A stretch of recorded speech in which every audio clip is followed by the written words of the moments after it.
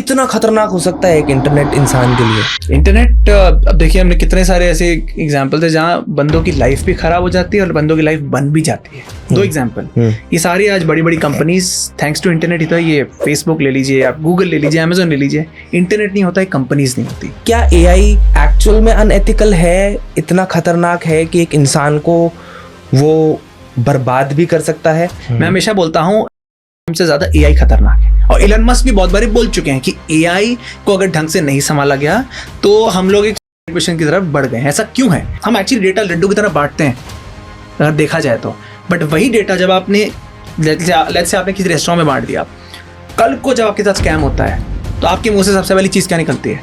यार मेरा नंबर मैंने इनको तो नहीं दिया था, इनको कैसे मिल गया? Digital arrest.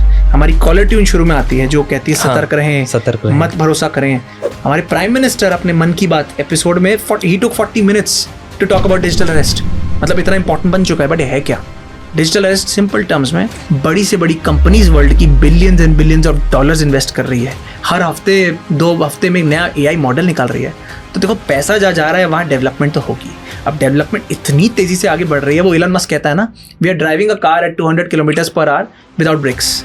तो कब तक लकी रहोगे यार कि कब तक जगह नहीं ठुकेगी? आपको वीपीएन का इस्तेमाल करना चाहिए।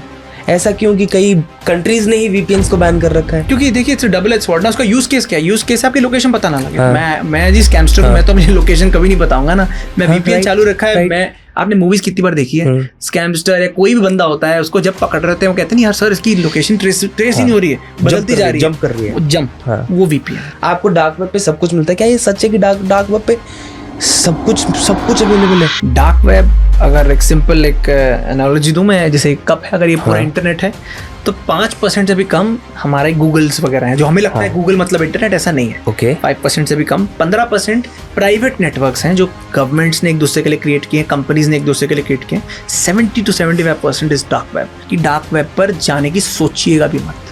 हे guys and welcome back to another video. आज के एपिसोड में हमारे गेस्ट हैं एआई लॉ एक्सपर्ट और 17 टाइम्स टेडेक्स स्पीकर साक्षर दुग्गल जी, जो यूएन और हार्वर्ड के HPRX जैसे ग्लोबल प्लेटफॉर्म्स पर भी खुद को रिप्रेजेंट कर चुके हैं। इस एपिसोड में हमने साक्षर जी से एआई और साइबर लॉ के कई क्रूशियल एस्पेक्ट्स पर खुल के डिस्कशन किए। हमने जाना कि किस तरह whistle blower protection, generative AI में कॉपीराइट वायलेशन और डीप फेक वीडियोस के मिसयूज ने इंडस्ट्री में नए चैलेंजेस खड़े कर दिए हैं। साथ ही हमने ये भी समझा कि साइबर क्रिमिनल्स एआई का अपने फायदे के लिए कैसे इस्तेमाल कर रहे हैं और गवर्नमेंट्स को उनके अगेंस्ट कौन से इफेक्टिव स्टेप्स लेने चाहिए। इसके अलावा साक्षर जी से हमने ये भी जाना कि स्कैन मेथड एग्जैक्टली क्या है, जिससे उन्होंने 1 मिलियन से भी ज्यादा लोगों को पब्लिक स्पीकिंग में कॉन्फिडेंस बिल्ड करना सिखाया है। तो आज का ये एपिसोड आपके लिए बहुत ही इंफॉर्मेटिव होने वाला है।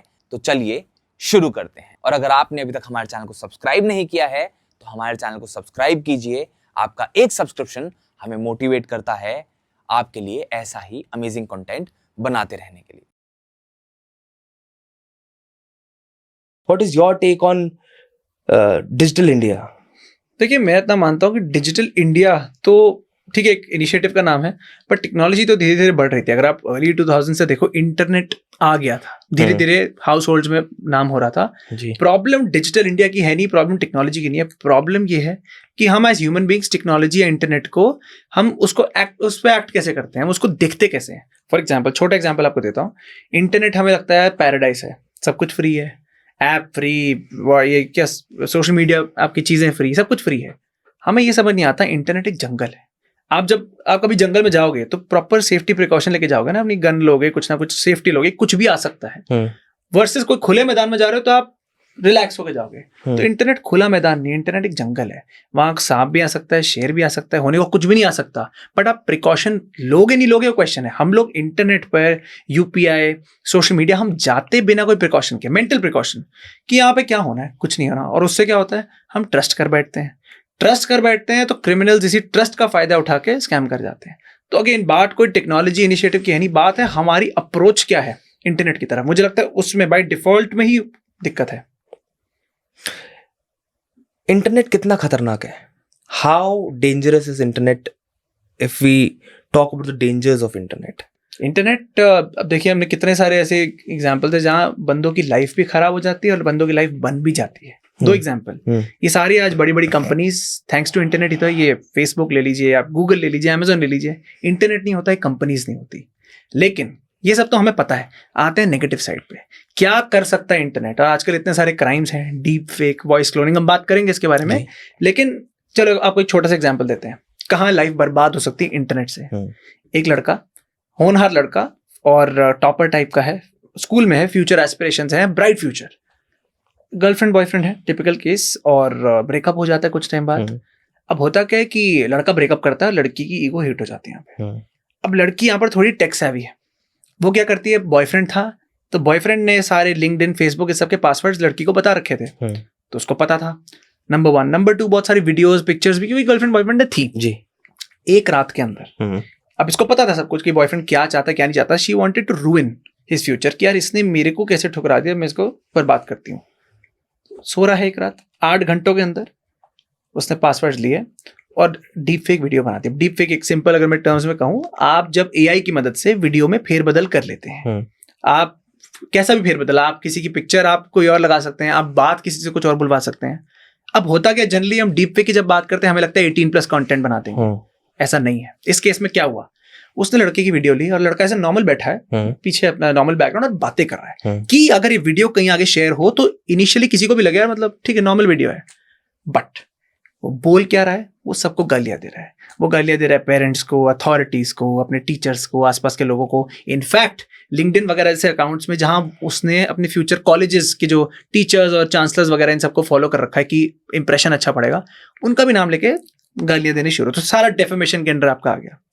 और क्योंकि अब इसके पास सारे पासवर्ड वगैरह थे, सारे फ्रेंड्स को एक रात में भेज दिए। सुबह उठा है तो नहीं मिस्ड कॉल ही, उसको समझना हुआ कि मेरे साथ, तो कुछ लोगों ने बताया। अब भाई क्या चाहे, अगर 18+ होती वीडियो तो लोग कहते हैं बेचारा विक्टिम बन गया, कोई बात नहीं, मतलब लोग जानते हैं। बट ऐसी वीडियो जिसमें बिल्कुल बंदा बैठा है बोल रहा है और आपको कोई नहीं जानता, तो चांसेस सुपर आएगी, बोलेंगे यार ये तो वीडियो असली है। एंड थैंक्स टू एआई जो आज इतना एडवांस हो गया कि आज आप सेलिब्रिटी को देख के फिर भी बोल सकते हो यार ये सेलिब्रिटी ऐसा नहीं करेगा। बट एक आम नागरिक जब उसकी आवाज कॉपी हो सकती है, उसकी वीडियो मॉफ हो सकती है, तो डिफरेंशिएट कैसे करोगे। और इस केस में हुआ क्या, अब कुछ महीने हो चुके इस बात को, वो इतना मेंटल ट्रॉमा अलग से और आपकी बदनामी आसपास इतनी हो रही है, उसको इंडिया छोड़ के जाना पड़ गया कि मैं क्या करूंगा, इतना ट्रॉमा हो गया, इतनी जगह हो गया एक रात के अंदर। तो एक बहुत छोटा एग्जांपल है कि कहाँ रातों रात बदल जाती है थैंक्स टू इंटरनेट। ये जो हम बातें करते हैं, डिजिटल इंडिया की शुरू में बात की, मैं डिजिटल इंडिया नहीं बोलूंगा, मैं बोलूंगा हम एक एआई की युग में अब एंटर कर चुके हैं लास्ट 2 साल से। ऐसा नहीं है एआई पे पहले काम नहीं हो रहा था, ये सब आप जो चैट जीपीटी वगैरह देख रहे हैं 10-12 साल की मेहनत है। बट ऑफिशियली 2022 नवंबर में जब ओपन एआई ने चैट जीपीटी लॉन्च किया, तब से एआई की एक बूम आ गई है। तो इस पूरे जो एआई बूम है, ठीक है बहुत जगह पॉजिटिव है, बट मुझे लगता है नेगेटिव चीजें ज्यादा हाईलाइट होकर बाहर आ रही हैं। मेरे को आपकी बात से ना एक देयर अ फनी सेइंग कि ठुकरा के मेरा प्यार मेरा इंतकाम देखेगी, वो इन रियल लाइफ उस लड़की ने उस लड़के के साथ वो सिचुएशन कर दी। बट एआई की अगर हम बात करते हैं तो it's about Suchir Balaji, this young chap who was part of the OpenAI system and he was the whistleblower कि चैट जीपीटी जो बना है वो बहुत अनएथिकल प्रैक्टिसेस के साथ बना है। And even not just chat GPT, AI के जितने भी प्लेटफॉर्म्स हैं they are not ethical, and as they say that he committed and on the other hand people say कि उसने उसका मर्डर हुआ है, उसकी फैमिली बोलती है हुआ है। क्या चैट जीपीटी, क्या एआई एक्चुअल में अनएथिकल है, इतना खतरनाक है कि एक इंसान को वो बर्बाद भी कर सकता है? मैं जानना चाहूंगा कि अगर हम एक 10 साल के बच्चे को समझाना चाहें कि एआई क्या है, तो उसको हम कैसे समझाएंगे? सिंपल शब्दों में अगर मेरे को समझाना हो, एआई एक टेक्नोलॉजी है जिसकी मदद से मशीन्स के पास खुद की थिंकिंग की क्षमता है, यानी वो खुद का दिमाग, उनके पास एक खुद का दिमाग है जिसका वो इस्तेमाल कर सकते हैं। अब एआई खतरनाक क्यों है? मैं हमेशा बोलता हूँ एटम से ज्यादा एआई खतरनाक है, और इलन मस्क भी बहुत बार बोल चुके हैं कि एआई को अगर ढंग से नहीं संभाला गया तो हम लोग एक मिशन की तरफ बढ़ गए। ऐसा क्यों है? क्योंकि देखिए अगर एटम की बात की जाए, फाइनल चीज आपने पूरा एटम सब बना दिया, एंड में अगर आपको छोड़ना है तो लास्ट बटन आपके हाथ में है, कंट्रोल आपके हाथ में है। एआई आप उसके ऊपर कोई कंट्रोल कर ही नहीं सकते क्योंकि खुद का दिमाग है। इनिशियली आप उस पर बिल्कुल काम करेंगे, ठीक है, बट एक पॉइंट के बाद जब उसके पास खुद की थिंकिंग कैपेसिटी आ जाएगी, और एआई हार्डकोर लॉजिक पे चलता है, और लॉजिक क्या कहता है कि इंसान इम्परफेक्ट है। अगर आप मोटा मोटा देखिए, पूरी दुनिया में सबसे ज़्यादा प्रॉब्लम्स की फसाद की जड़ कौन है? फसाद की जड़ इंसान है। तो जो इनिशियली, अगर आपको याद हो, काफ़ी ये फेमस केस स्टडीज भी आ रखी हैं कि फेसबुक में 2 रोबोट्स ने बात की एक दूसरे के साथ और कॉन्वर्सेशन में निकल के आया कि at the end of the day humans को ही खत्म कर दो तो सॉर्ट हो जाएगा सब कुछ। तो प्रॉब्लम ये आती है कि एआई एक पॉइंट के बाद अपना दिमाग लगाना शुरू करेगा, और जब वो करेगा, हमने उसके आजकल काफ़ी एग्जाम्पल्स देख रहे हैं, आई कैन से टीजर्स देख रहे हैं, अगर वो करता है तो आपके कंट्रोल के बाहर है, और आपके कंट्रोल के बाहर है तो उसको कंट्रोल कौन करेगा? हाँ, नो डाउट कि एआई के पॉजिटिव भी बहुत हैं। एआई अलग अलग फील्ड, आप मेडिकल फील्ड ले लो, फाइनेंस ले लो, आप मैन्युफैक्चरिंग ले लो, कहीं ले लो, एआई मदद कर रहा है। बट होता क्या है, वो एक स्पाइडरमैन की फेमस लाइन है ना, with great powers comes great responsibility. तो पावर बहुत सॉलिड है, बट किस तरीके से आप उसका इस्तेमाल कर रहे हो वो मैटर करता है। लेकिन unfortunately right now as human beings हम केयरलेस हैं एआई की तरफ। क्या चैट जीपीटी एक एथिकल प्लेटफॉर्म है? एज सुचिर ने कुछ एलिगेशंस लगाए, हाईलाइट भी करे कि it has a lot of broader ethical issues of copyright and other things. देखिए, जब चैट जीपीटी बाहर आया, सबसे पहले तो इशू कॉपीराइट का है। कितने लॉ सूट्स फाइल हो यूएस में भी कि यार कोई, आप लोगों ने बिना पूछे हमसे हमारी कॉपीराइटेड मटेरियल ले लिया, ये किया वो किया। अब एक स्मार्ट चीज़ आती है, और ये एक्चुअली जो ओपन एआई के जो स्टेक होल्डर्स, इन्होंने पब्लिक में कही थी, कहते बॉस आपने मेरी टर्म्स एंड कंडीशंस पढ़ी है? तो लोगों ने कहा नहीं। और फॉर्चुनेट, अब मतलब ये बड़ी जाहिर सी बात है कि कोई टर्म्स एंड कंडीशन किसी की नहीं पढ़ता। टर्म्स एंड कंडीशन में क्लियरली लिखा है, अगर आप हमारा ऐप इस्तेमाल करते हैं, नंबर 1 तो जो बात करते हैं ना कि कंसेंट की, तो आप हमें कंसेंट दे रहे हैं कि आप जो भी हमसे बातें कर रहे हैं, आप कंसेंट दे रहे हैं कि हम कैसे भी यूज करें।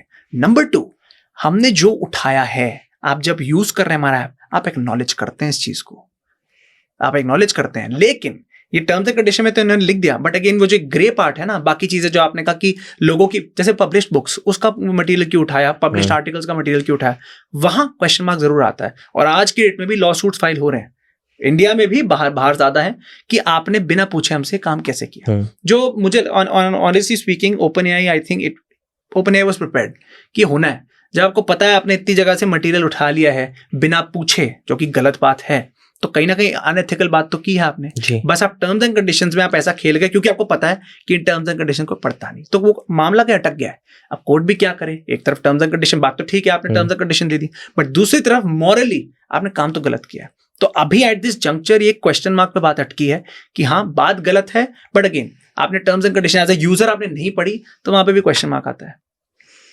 हम इन टेक्नोलॉजिकल एडवांसमेंट्स के बीच में देख रहे हैं कि यार, एज यू सेड, कि everybody nowadays is using OpenAI, is using AI tools to, you know, enhance and improve their working abilities. जो ये unethical, ethical accountability की बात करते हैं, जब हम इन गैप्स को हम कैसे फिल कर सकते हैं, अगर हम कुछ प्रैक्टिकल स्टेप्स की बात करें तो? देखिए, सबसे पहले तो मुझे लगता है प्रोएक्टिव एक्शन और एक्सेप्टेंस। ये एक्सेप्टेंस एक बहुत बड़ी प्रॉब्लम है। फॉर एग्जांपल, आपको रियल लाइफ एग्जांपल देता हूँ। अमेजॉन, कुछ साल पहले अमेजॉन एक सॉफ्टवेयर यूज करता था एआई का, लोगों को हायर करने के लिए। अब इतनी सारी सीवीज आती है वहां पे, कौन बैठेगा इतना, तो एआई फिल्टर आउट कर देता था कि आप, शॉर्टलिस्ट, कि आप इनका ही इंटरव्यू लो। कुछ टाइम से वो देखने लग गए, यार हमारे पास सिर्फ मेल कैंडिडेट्स ही ज्यादा क्यों आ रहे हैं। मतलब उनको 1-2 बार कोइंसिडेंस लगा, आफ्टर 1 पॉइंट दे सेड यार चेक करते हैं। चेक करके पता लगा, अब देखिए, for the benefit of the users, AI data पे काम करता है। आप उसको जैसा डेटा देंगे वैसी आउटपुट आपको बाहर निकलेगा। तो इन्होंने लास्ट 10 साल की इन्होंने सारी रिपोर्ट्स वगैरह दे दी एआई को कि आप इसको स्कैन कर लो। उन्होंने तो दे दी, बट उसमें as a matter of coincidence, out of 10 years, 9 years में सिर्फ मेल कैंडिडेट्स ही सिलेक्ट हुए थे। नॉट बिकॉज कि वो मेल है, बट हो गए। तो एआई ने अपना खुद का दिमाग लगाया, उसको लगा कि जो मेल्स हैं ज्यादा डिजर्विंग है फीमेल से, तो ऑटोमेटिकली फीमेल की जब वो सीवी आती थी वो आउट कर देता था। तो यहाँ बायसनेस, इसको हम बायसनेस बोलते हैं, कि आप जो डेटा दे रहे हैं, आप again you have to be aware and proactive कि आप जो भी डेटा एआई को दे रहे हैं, क्या वो बायस्ड है, नहीं है, कंसेंट के साथ लिया गया है, नहीं लिया गया है। कुछ बेसिक प्रिंसिपल्स है जो आपने बात की कि हम कैसे एथिकलनेस को बढ़ा सकते हैं, अनएथिकल प्रैक्टिसेस ना हो। Number 1, biasness. आप जो भी डेटा दे रहे हैं उसमें बायस नहीं होना चाहिए, चाहे वो रेस के अगेंस्ट हो, कास्ट के अगेंस्ट हो, जेंडर के उसमें हो। Number 2 is consent. आपने जो डेटा लिया है उसमें कंसेंटेड होना चाहिए, बिना कंसेंट के नहीं। Number 3 transparency. आप जो डेटा दे रहे हैं, जो भी कर रहे हैं, ट्रांसपेरेंट होना चाहिए। आप एज अ कस्टमर, आप कुछ भी ले रहे हैं, आपको ट्रांसपेरेंसी चाहिए, भाई मेरे डेटा का क्या हो रहा है, मुझे पता भी तो होना चाहिए, पीछे कुछ भी हो रहा हो मुझे नहीं पता तो क्या होगा। नंबर 4 इज आपको पता होना चाहिए कितने टाइम तक डेटा लिया जा रहा है। अब वो जमाने गए, पहले होता था ना कि आपने डेटा ले लिया, अब कुछ आता पता ही नहीं है। मैं हमेशा बोलता हूँ as human beings we are data careless. हमें डेटा की नहीं पड़ी हुई, जब तक कोई लॉ डंडा नहीं आता तब तक हमें घंटा फर्क नहीं पड़ता है। तो अगर आपको डेटा की नहीं पड़ी है वो बहुत बड़ी प्रॉब्लम हो जाती है, बिकॉज कहाँ मैनेज हुआ, किसने डेटा निकाल लिया वो नहीं पता। तो as a matter of fact वो कॉर्पोरेट्स और ऑर्गेनाइजेशंस, आप जो डेटा ले रहे हैं एआई की, क्योंकि देखिए अगेन एआई डेटा पर ही काम करेगा, उसकी अकाउंटेबिलिटी पूरी होनी चाहिए। कब तक आपके पास है, क्यों है, कितनी देर तक है, क्या बायसनेस है, नहीं है, क्या है। तो ये कुछ गिने चुने प्रिंसिपल्स हैं, एंड फॉर्चुनेटली इन गिने चुने प्रिंसिपल्स को लेके कुछ लॉज भी बन गए वर्ल्ड वाइड। यूरोपियन यूनियन का लॉ है, अमेरिका ने निकाल रखा है, चाइना का लॉ है, एंड अब ये जो हमारा इंडिया है डिजिटल इंडिया एक्ट लाने वाला है, तो उसके अंदर भी वी आर एक्सपेक्टिंग कि एआई के अलग अलग फैसेट्स जो हैं वो इंक्लूड होंगे। जैसे कि आपका डीप फेक्स, वॉइस क्लोनिंग की सारी नई नई चीजें हैं। ये हमारे करंट जो लॉ है इसमें मेंशन नहीं है। हमारा करंट लॉ है एक आईटी एक्ट है जो 2008 में लास्ट अमेंड हुआ था। 2008 वर्सेस 2025 जमीन आसमान का फर्क। दूसरा DPTP, digital personal data protection act, वो स्पेसिफिकली डेटा को देखता है। बट ये एआई की नई नई टर्म्स और नई नई टेक्नोलॉजीज को केटर करने के लिए ये लॉ जरूरी है, क्योंकि देखा गया है पिछले कुछ सालों में। आज मैं सुबह, आप जब डेटा प्रोटेक्शन की बात कर रहे हो, आई got a notification on my phone saying that WhatsApp has complete access to your photos. Do you still want to give access to WhatsApp? Yes or no? Yes allow. or no? Allow. Like it has access to your photos for 6 months. तो हमें vigilant होने के लिए क्या करना पड़ेगा? क्या हमें कुछ चीजों पे ध्यान रखना है कि हमें किस ऐप को परमिशन देनी चाहिए, किस तरीके से हमें अपने डेटा को सिक्योर करना चाहिए? कुछ टिप्स बताओ यार इस बारे में। सबसे पहला तो एक सवाल इसमें जो आता है लोगों का कि व्हाई शुड आई केयर। बहुत लोगों का होता है यार मेरा डेटा, मैं कौन सा बड़ा बिलियनर हूँ, मेरा डेटा चला भी जाएगा तो क्या फर्क पड़ेगा। बॉस, आपका डेटा, आप एक बात याद रखो, हमारे साइबर स्पेस में एक कहावत है कि अगर प्रोडक्ट फ्री है तो आप प्रोडक्ट हैं। अगर बड़ी बड़ी कंपनीज आपको इतनी मेहनत, जो ओपन एआई, व्हाट्सएप मेहनत से बनाया है, आपको फ्री में दे रही है, क्यों दे रही है? उनको कुछ चाहिए आपसे, क्या चाहिए? आपका डेटा चाहिए। तो नंबर 1 चीज है, अगर इतनी बड़ी बड़ी कंपनीज को आपका डेटा चाहिए तो डेटा वैल्यूएबल है। नंबर 2, आपको डेटा, जब हम एप्स की बात करते हैं तो 2 केस होते हैं। पहला केस होता है फॉर एग्जाम्पल उबर, ओला जैसे एप्स। अब उनको क्या चाहिए? उनको आपका लोकेशन चाहिए, उनको आपका कॉन्टैक्ट, एक फोन का वो चाहिए एक्सेस। क्यों? कि चलो जी बात करें, not contact, only phone access, कि ड्राइवर आपको कॉन्टैक्ट कर सके। बट गैलरी का एक्सेस देना, फोटोज, कैमरास का एक्सेस देना, ये पॉसिबल नहीं है। तो आप जो भी ऐप डाउनलोड करते हैं, शुरू में अलाउ डोंट अलाउ के आपको सारे ऑप्शन मिलते हैं। जस्ट बिकॉज हमारा क्या होता है, जल्दी अलाउ कर दो, टाइम वेस्ट नहीं होना चाहिए। बॉस, वो आप 5 सेकंड ले लो, बट देख लो कर क्या रहे हो, क्योंकि आपने अलाउ कर दिया तो आपकी जितनी पिक्चर्स हैं, प्राइवेट या पब्लिक, जो भी पिक्चर्स फोन में है, वो सारी में एक्सेस आप दे रहे हो। नंबर 2, जो एक ट्रिकी केस है, अनफॉर्चुनेट केस है, कुछ एप्स कहते हैं जी ये हमारी टर्म्स एंड कंडीशंस है, आपने अपनाना है तो अपना लो, नहीं अपनाना आप ऐप यूज नहीं कर सकते। यानी कि if you want to use our app, आपको सारी अपने अलाउ करना पड़ेगा, अगर नहीं करना चाहते तो छोड़ो। एंड अनफॉर्चुनेटली ये वैसे ऐप्स है जिनकी डिपेंडेंसी बहुत बढ़ गई है, गूगल वगैरह चीजें, कि इतने ऐप्स हैं कि आप इनके बिना लाइफ पॉसिबल नहीं है आपकी। तो यहाँ एक प्रॉब्लम आ जाती है, और ये बहुत governments, not just Indian government, बहुत सारी गवर्नमेंट्स को प्रॉब्लम रहती है कि यार इतनी आप तानाशाही नहीं कर सकते as social media companies. In fact India में 2021 में ट्विटर के साथ ही हुआ था। ट्विटर ने गवर्नमेंट को चैलेंज कर दिया, बहुत ज्यादा अपनी मतलब पावर्स का मिसयूज करना, तो गवर्नमेंट ने लॉज निकाल दिए, आईटी रूल्स जिसको हम आज की डेट में कहते हैं, कि सोशल मीडिया प्रोवाइडर्स आपकी भी कुछ रिस्पॉन्सिबिलिटीज बनती हैं। आप ये नहीं बोल सकते जी भाई मैं आपका सारा डेटा ले रहा हूँ और लेना है लो वरना जाओ।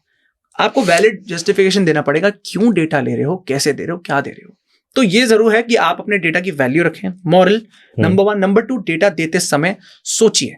आपने डेटा की बात करी, मैं कुछ दिन पहले मैं एक रेस्टोरेंट में गया, तो रेस्टोरेंट में बर्गर ऑर्डर किया मैंने। तो टिपिकल जो होता है कि उन्होंने ऑर्डर लिया, उसके बाद कहते हैं अपना फोन नंबर बताओ। मैंने कहा मैं नहीं दूंगा, क्यों बताऊं? कहते पॉलिसी है। मैंने कहा कौन सी पॉलिसी है? अब वो उसके बाद नहीं पता, क्योंकि यहीं तक रटा हुआ था सारा। कहता चलो सर छोड़ो, आप साइड में हो जाओ, आगे देखते हैं। तो मैं साइड में वेट कर रहा हूँ, मेरे पीछे एक सर हैं, वो आए, उन्होंने ऑर्डर दिया अपना, उनसे भी पूछा फोन नंबर, उन्होंने पूछा मैं क्यों दूं आपको। मैं बड़ा खुश हो गया, मैंने कहा बड़े अवेयर हैं, अच्छी बात है।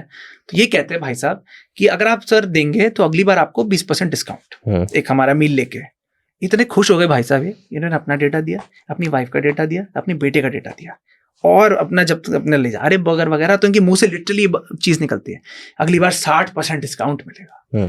तो मतलब this is a clear example to show कि कितनी डेटा की हम वैल्यू करते हैं। हम एक्चुअली डेटा लड्डू की तरह बांटते हैं अगर देखा जाए तो, बट वही डेटा जब आपने लेट्स से आपने किसी रेस्टोरेंट में बांट दिया, कल को जब आपके साथ स्कैम होता है तो आपके मुंह से सबसे पहली चीज क्या निकलती है? यार मेरा नंबर मैंने इनको तो नहीं दिया था, इनको कैसे मिल गया? बॉस, आप कहीं भी डेटा दे रहे हो, आपको पीछे नहीं पता क्या हो रहा है। क्या आपका डेटा बेचा जा रहा है? क्या अगर नहीं भी बेचा जा रहा, कोई डेटा ब्रीच हो गया, यानी कि उस कंपनी का सारा डेटा सीज कर लिया, एक भी जगह डेटा गया तो आप मान के चलो वो और 10 जगह बटने के केपेबल है, और कहीं भी एक गलत हाथ में आ गया डेटा तो लेने के देने पड़ जाते हैं। या डेटा को और अच्छे से समझने की कोशिश करते हैं। Is data just the number और there are other things which are considered as data? There are two types of data. एक होता है आपका नॉर्मल डेटा, ठीक है, नेम, अपना नेम हो गया, एड्रेस हो गया, एज हो गई। एक होता है सेंसिटिव पर्सनल डेटा। तो नाम जैसे सेंसिटिव, ये इसका क्या मतलब है? Medical records, banking records, biometrics, ये डेटा ज्यादा महत्वपूर्ण है, मैं कहूंगा इंपॉर्टेंट है, क्योंकि ये डेटा अगर गलत हाथों में चला गया तो इसके रैमिफिकेशंस बहुत हाई हो सकते हैं। लेकिन आज की डेट में अगर आपका नंबर भी किसी के हाथ में चला गया तो बहुत कॉम्बिनेशन है किस तरीके से आपको फंसाएगा। फॉर एग्जाम्पल, आप, और डेटा की जब बात आती है, हम आधार की बात हमें करनी पड़ेगी। आधार इंडिया में अनफॉर्चुनेटली एक राशन कार्ड की तरह हम मानते हैं, बट वो राशन कार्ड है नहीं। गवर्नमेंट ने हाँ वन स्टॉप वन सोल्यूशन निकाला कि अलग अलग चीजें आधार से कनेक्ट कर दी, बट बॉस कभी ये नहीं बोला कि अपना राशन कार्ड दे दो। आज आप किसी से भी पूछो अपना आइडेंटिटी प्रूफ दो, और ऑप्शन है, पासपोर्ट है, ड्राइविंग लाइसेंस है, इलेक्शन आईडी है, हम आधार देते हैं। ये भी नहीं सोचते कि आधार में हमारा क्या बायोमेट्रिक्स कनेक्टेड है। बायोमेट्रिक्स यानी कि हमारे थंब इंप्रेशन। एक बार आज की डेट में आप चलो नेम चेंज कर लो, अपना फेस चेंज कर लो, सब कुछ चेंज हो जाता है, बायोमेट्रिक्स चेंज नहीं होते। और एक बार बायोमेट्रिक्स गए किसी के हाथ में तो आप पूरी लाइफ के लिए हैंडीकैप हो। हैंडीकैप मतलब उसने आज अटैक किया, कल ऐसे करेगा, कल वैसे करेगा, मतलब उसके पास पूरे ऑप्शंस पड़े हुए हैं। तो इसका सोल्यूशन क्या है? सोल्यूशन बहुत सिंपल आता है। जो लोग आधार को लेके बहुत बार पूछते भी कि सर आधार तो बहुत जगह मैंडेटरी है, ऐसा नहीं है। सुप्रीम कोर्ट की जजमेंट कहती है कि बॉस आधार देना मैंडेटरी नहीं है आपको, चाहे कहीं हो। लेकिन एक और प्रोविजन भी है, अगर बाय चांस आपको कोई लगता है देना ही पड़ेगा, कोई ऑप्शन नहीं बचा है, तो गवर्नमेंट ने एक और प्रोविजन खोल रखा है जिसको मास्क आधार बोलते हैं। आप गवर्नमेंट की साइट पे जाएंगे, वहां मास्क आधार की फैसिलिटी है। मास्क आधार क्या है? आधार नंबर है, उसके आधे नंबर छुपा दिए जाते हैं, वो हर जगह वैलिड है। कोई भी आपको ऑर्गेनाइजेशन, कोई भी बॉडी इंडिया में नहीं बोल सकती मैं मास्क आधार नहीं लूंगा या नहीं लूंगी। और लोग ये नहीं समझते, आप जैसे आप होटल में गए, होटल में आपने आधार दे दिया, वो क्या करेगा? लोगों को लगता है स्कैन कॉपी तो रखी है। आपको पता है कितने क्राइम्स होटल्स, हॉस्पिटल्स, ऐसी जगह में कैसे होते हैं? इतने स्कैंड आधार की कॉपीज पड़ी होती हैं। एक बंदे को बीच में से पैसे खिलाए और बोल दिया भाई वो सारी कॉपीज मेरे को दे दे। तो आधार तो आ गया ना, चाहे ऑनलाइन सॉफ्ट कॉपी आए चाहे ऑफलाइन आए, आपका आधार गया। तो मॉरल ऑफ द स्टोरी है कि आधार किसी को नहीं देना एट एनी कॉस्ट। अगर आपको लगता है 1% देना पड़ गया है, मास्ट आधार का इस्तेमाल करिए। और जो हम शुरू में जो आपने मुझसे सवाल पूछा, डेटा दो टाइप के होते हैं, अपने नॉर्मल डेटा, एक सेंसिटिव पर्सनल डेटा। बट आज के पहले हम बोलते थे बिफोर एआई कि सेंसिटिव पर्सनल डेटा को रखो, नॉर्मल डेटा दे दो। आज अगर आप, मैं मानता हूं फोन नंबर, नेम तो हर एक जगह आपको देना पड़ता है, भाग नहीं सकते इससे। सो वो एक्सेप्टेंस ठीक है कि आपने दे दिया, लेकिन बी अवेयर कि नंबर अगर आपका पब्लिक डोमेन में जा रहा है, कहीं भी जा रहा है, तो बूमरैंग तरह घूम के आपके पास एक गलत हाथों में अगर किसी के आ गया तो अटैक करने के लिए आ सकता है। किस तरीके के अटैक्स हो सकते हैं? अलग अलग टाइप के। अगर मैं आपको एग्जांपल दूं, अगर आज के टाइम पे क्या हो रहे हैं, ओटीपी स्कैम हो रहे हैं, वॉइस क्लोनिंग। वॉइस क्लोनिंग क्या है? आवाज से फेरबदल करना। हम इंस्टाग्राम पे हमने कितने रील्स देखे हैं जहाँ पॉलिटिशियंस गाना गा रहे हैं, अरिजीत सिंह का गाना किशोर कुमार गा रहे हैं, किशोर कुमार का गाना अरिजीत सिंह गा रहे हैं, और दोनों इतने कन्विंसिंग लगते हैं हमको कि हाँ यार ये तो रियल फुटेज है। तो that's voice cloning for you. Voice cloning होती है, फॉर एग्जाम्पल आपको कॉल आएगा जी, और ये कितने लोगों के साथ हो भी रखा है। पहले क्या होता था, लेट्स से वो आवाज बदलते थे, मैं आपका चाचा बोल रहा हूँ, मैं बड़ी मुसीबत में हूँ, मुझे 20,000 ट्रांसफर कर दो। अब आवाज बदलने की जरूरत ही नहीं। अब आप जो है आपने आवाज ली, एग्जैक्ट उसी आवाज में आप बात कर रहे हो। इनफैक्ट इसका एक बहुत इंटरेस्टिंग केस भी है, हम इसको अभी भी करंट केस चल रहा है। तो फादर है, फादर अपनी डॉटर को हर रोज उनका रूटीन है कि बस स्टॉप छोड़ते हैं, डॉटर 4th स्टैंडर्ड में। अब एक दिन फादर ने यही किया, छोड़ दिया, अपने ऑफिस चले गए। फादर आईटी से है, तो यानी उनको इस सब का नॉलेज है। फादर बैठे हैं, इनको आया कोई कॉल, अब वो रैंडम नंबर से कॉल उठाते नहीं उठाया, 5-6 मिस्ड कॉल आ गए 10 मिनट के अंदर। तो इनको लगा कुछ है, इन्होंने उठाया, तो दूसरी साइड पर है किडनैपर्स कहते हैं जी हमने आपकी बेटी किडनैप कर ली है। तो as a father your first reaction is भाई बात कराओ। बात कराई, 4 से 6 मिनट तक फादर ने बात की है। अब एज अ फादर इट्स 4 से 6 is good enough period to know कि यार मेरी बेटी है नहीं है, कौन है। राइट, कन्विंस हो गए। इनको रैंडम लोकेशन मिली, जब इन्हें पैसे पे कर दिए कि जब रैंडम लोकेशन पे जा रहे हैं, इन्होंने सोचा मैं स्कूल की प्रिंसिपल को कॉल करता हूँ, ये बताऊं तो सही कि ये सब चल रहा है।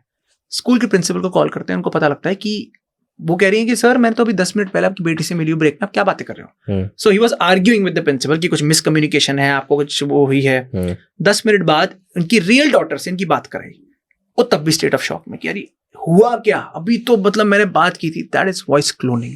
और वॉइस क्लोनिंग अगर आप मुझसे पूछें कितनी आसान है, बहुत आसान है। आप गूगल पे जाके आज डीप फेक, वॉइस क्लोनिंग दोनों इतने फ्री सॉफ्टवेयर आ गए मार्केट में, और फ्री ना भी आए तो 1500 रुपए से 2000 रुपए के बीच का आपका सब्सक्रिप्शन पड़ता है, जो कुछ भी नहीं है। कहाँ 15 लाख वो ले रहा है 2000 के उससे।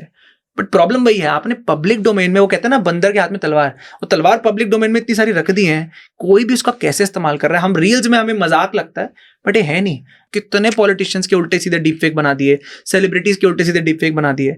तो ये सिर्फ सेलिब्रिटीज तक बात नहीं, आप तक भी बात रहती है। हमने OTP की बात की, हमने वॉइस क्लोनिंग की बात की, डीप फेक उसके अंदर है। एक आपको एक का डबल, एक ये भी नया स्कैम है, और नया भी नहीं, पुराना ही है वैसे तो। आपको 1000 रुपए आ जाएंगे और बंदा कहेगा अरे रियली सॉरी यार, को गलती से भेज दिए। वैसे ना अगर आप मुझे 1000 रुपए दोगे मैं आपको 2000 दूंगा, आप मुझे 2000 दोगे मैं 4000 दूंगा, मैं एक का डबल करूंगा। अब सुनने में बड़ा बचकाना लगता है, लेकिन लोग कितनी बार इसमें फंसते हैं। करते करते करते करते करते करते एक पॉइंट ऐसा आता है जब उनके इतने पैसे, लालच, एक पॉइंट ऐसा आता है जब उनके इतने पैसे चले जाते हैं, तब बंदा गायब। तो ये जो सारी, जितना मेरा एक्सपीरियंस और मैंने और भी जितने लोगों से कभी बात की है, एक चीज तो 100% तय है, अगर साइबर क्राइम का फर्स्ट रेड फ्लैग आपको पकड़ना हो, जब भी कोई अर्जेंसी की बात आए, कोई लालच, कोई आपको डराने की बात करे, जब भी ये चीजें सिचुएशन क्रिएट हो रही हैं, कहीं ना कहीं चांसेस आर सुपर हाई कि वो साइबर क्राइम होने वाला है। और ये चीजें एज ग्रुप को देखते हुए होती हैं। फॉर एग्जाम्पल, डर ज्यादातर ओल्ड एज में फैलाया जाएगा, लालच ज्यादा यंगस्टर वाले एज में फैलाई जाएगी। तो इस हद तक प्लानिंग होती है, but this is the first red flag to know कि हाँ यार ये एक साइबर क्राइम हो सकता है। मेरे साथ भी हुआ था अभी कुछ दिन पहले, एक कॉल आया मेरे पास। इट्स नॉट लाइक कि 2-4 दिन पहले आया, हो गए इस बात को काफी, आई थिंक 8-10 महीने हो गए। When you said that people call you and tell you that there is an urgency, so this guy called me and he was like, भाई सोनू बोल रहा हूँ। Now Sonu is a name जो आपकी जान पहचान में हो सकता है कि 50 लोगों का हो, चांस लेने वाली बात। सोनू बोल रहा हूँ यार, वो एक काम कर दे। मैंने कहा सोनू, अरे यार सोनू भैया बोल रहा हूँ यार। And I was very convinced कि सोनू भैया। मैंने कहा सोनू भैया अपना ये अपना एन ब्लॉक वाले। कह रहे यार तू कैसी बातें कर रहा है यार, सोनू भैया बोल रहा हूँ, कैसा है, ठीक है, सब बढ़िया है। मैंने कहा जी भैया बोलो। कह रहे यार एक अर्जेंसी थी, एक 2000 रुपये पेटीएम कर दियो, मैं तेरे को शाम को करता हूँ। मैंने कहा ये नया नंबर। कह रहे यार मेरा ना फोन गुम हो गया है, ठीक है, और इस नंबर मुझे पेटीएम कर दे, मेरे को किसी को पैसे देने। And I was somewhere very convinced कि ये सोनू भैया है। अब कौन सोनू भैया है? मैं किसी सोनू भैया को जानता हूं जो मेरी रेगुलर रोड बैठ में है, बट काफी टाइम से बात नहीं हुई। तो मैंने कहा बहुत दिन हो गए बात करे यार, तुम तो बड़े लोग हो गए हो, ये है वो है, ऐसे करके उसने मतलब वो एक जेनरिक कन्वर्सेशन में he got me into that conversation. And then I was about to send them that money, and then all of a sudden मैंने कहा यार सोनू भैया को, मतलब वो मुझे फोन कर रहे हैं 1000-2000 रुपए के लिए, and he has lost his phone, he does not have my number. इतना भी मैं कोई खास तो नहीं हूं कि मेरा नंबर याद होगा। You were lucky कि एंड मोमेंट में थोड़ा मतलब I had that moment of realization all of a sudden कि यार तब ऐसे स्कैम नहीं होते थे। ये मतलब ऑलमोस्ट 2-2.5 साल, 1-1.5-2 साल पुरानी बात है। एंड आई टेक्स्टेड सोनू भैया, I got his number, I called him. मैंने कहा भैया यार हेलो भैया। कह रहे हाँ। कह रहे यार कैसे याद किया? मैंने यार आपके नाम से कोई आदमी मेरे से पैसे मांगने की कोशिश करा, I don't remember how much he was asking, but अगर मैं उसको डबल चेक नहीं करता तो हो सकता है कि मेरे साथ उस मौके पे स्कैम हो जाता। आपने एक स्कैम बोला, ओटीपी स्कैम। ये ओटीपी स्कैम कैसे होता है? देखिए किसी भी ओटीपी जब हम बात करते हैं, आजकल ओटीपी बहुत कॉमन है। मैं बोलता हूँ फोन के, आपको फोन, अगर किसी को आपके फोन का एक्सेस लेना है ना, उसके कुछ दरवाजे हैं, वो दरवाजे अगर आप उस पर थोड़ा ध्यान रख लो तो फोन का एक्सेस नहीं मिलेगा, चांसेस आपके बहुत बढ़ जाएंगे। ओके। पहला ओटीपी क्या है, हम सबको पता है कि ओटीपी वगैरह आ जाता है। बहुत बार ओटीपी स्कैम क्या होता है, कहीं से ओटीपी आया आपको, कोई बोल देगा, बहाने, कोई बोलेगा जी मैं आपके बैंक से, फलान टपकान बैंक से बोल रहा हूँ। अच्छा आप कहोगे कि हम ट्रस्ट क्यों करें, वो आपका आधार नंबर बोल देगा तो आपको ट्रस्ट हो जाएगा। हाँ, वो आपका एड्रेस बोल देगा, आपको ट्रस्ट हो जाएगा। और ऐसे कितने केसेस हैं जहाँ लोग ट्रस्ट नहीं करते, बट जैसे आधार बोला, एड्रेस बोला, पापा का नाम बोला, तो दे ट्रस्ट, हाँ हाँ हाँ फिर तो जेन्युइन है। वो कहते हैं सर हमारे ना कुछ हम ये अकाउंट्स का कुछ कर रहे हैं, ओटीपी आया होगा आपके पास, आप ओटीपी हमें दे दो। कभी बैंक से आएगा, कभी कोई रैंडम जगह से आएगा। थंब रूल इज ओटीपी जब भी आपको आता है कहीं शेयर ना करें। हाँ मैं मानता हूँ कहीं कहीं जगह आपको ओटीपी शेयर करना होता है, बट जहां पे भी कर रहे हैं 2 बार सोचो, क्योंकि ओटीपी वो चाबी है ताले की, अगर वो दे दी तो आपका ताला खुल जाएगा। Number 1 is OTP. Number 2 is random links. आपको रैंडम लिंक्स आते हैं। फिशिंग हमने बात की, फिशिंग मेल जो होती है कि उल्टी सीधी मेल आएगी आपको, अच्छा रियलिस्टिक लगेगी। फिशिंग मेल्स क्या होती है? फिशिंग मेल सिंपल इतना होता है, झूठी मेल्स आपको जो आती है लेकिन दिखती वो रियल है। फिशिंग ये चारा डालने वाली बात है, जैसे मछली को हम चारा डालते हैं, फिशिंग मेल वही है। आज आपने शुरू में एआई की बात करी, एआई कहाँ पर और मामला खराब करता है। पहले क्या होता था, अगर मेरे को फिशिंग मेल बनानी है तो झूठी मेल खुद बनानी पड़ती थी। अब थैंक्स टू एआई इतनी कन्विंसिंग मेल बनाऊंगा मैं, लैंग्वेज भी वही, सब कुछ वही, कि आप हैरान हो जाओगे। तो मैं इसका इनफैक्ट एक रियल केस आपको बताता हूँ। कंपनी है, और कंपनीज में सबसे ज्यादा होता है। एक कंपनी है, उसको एक मतलब एक टिपिकल है कि एक अपना जो फाइनेंस ऑफिसर है वो अपनी टीम से कोऑर्डिनेट करता है मेल के थ्रू। अब हर बंदे का ना एक स्टाइल होता है लिखने का। तो इस भाई साहब ने क्या किया, जो अपना क्रिमिनल है, इन्होंने देखा होगा कि क्या है, इन्होंने पहले उसके अलग अलग सैंपल्स लिए मेल के, एआई पे डाला होगा और कॉपी करके बोल दिया होगा कि जी मुझे ऐसे ही मेल दो, जैसे रिटन स्टाइल कॉपी करो, कन्विंसिंग मेल बनाओ। कन्विंसिंग मेल बनाई। अच्छा, इन भाई साहब का क्या नाम था, जैसे फॉर एग्जांपल abcd12@gmail.com, इन्होंने बना दी email ID abcd12 full stop @gmail.com, यानी एक छोटी फुल स्टॉप की चेंज किया ईमेल आईडी के अंदर। उस ईमेल आईडी से अपने टीम को भेजा कि हमें जल्दी क्लाइंट को पेमेंट करनी है, जल्दी करो, और ये उसकी डिटेल्स हैं, ये लिंक है, इस लिंक पे क्लिक करो, पेमेंट करो। अच्छा, लिंक क्लिक किया, वो लिंक को कुछ हुआ नहीं, और लेकिन कुछ देर बाद वो देखते हैं कि सारे पैसे आउट। ये क्यों? फिशिंग लिंक में हमेशा एक मैलवेयर, अगर मैं एक सिंपल शब्दों में बोलूं, एक आप बोल सकते हैं एक मैलवेयर हर एक फोन में, एक सॉफ्टवेयर बोल सकते हैं, फोन में लिंक्स में डाला जाता है कि कुछ छेड़खानी आपके फोन के साथ कर सके। ज्यादातर डेटा लेने के लिए मैलवेयर का इस्तेमाल होता है। तो उस मेल, इस केस के अंदर उस मेल में मैलवेयर था। लिंक लिख के इन्होंने जो है लिंक को क्लिक किया, कुछ हुआ नहीं, कुछ समय बाद पैसे गायब। तो अगेन थंब रूल क्या है, कहीं से भी कोई रैंडम लिंक आए आपको क्लिक नहीं करना, कहीं पे भी, कितना कन्विंसिंग मैसेज क्यों ना हो।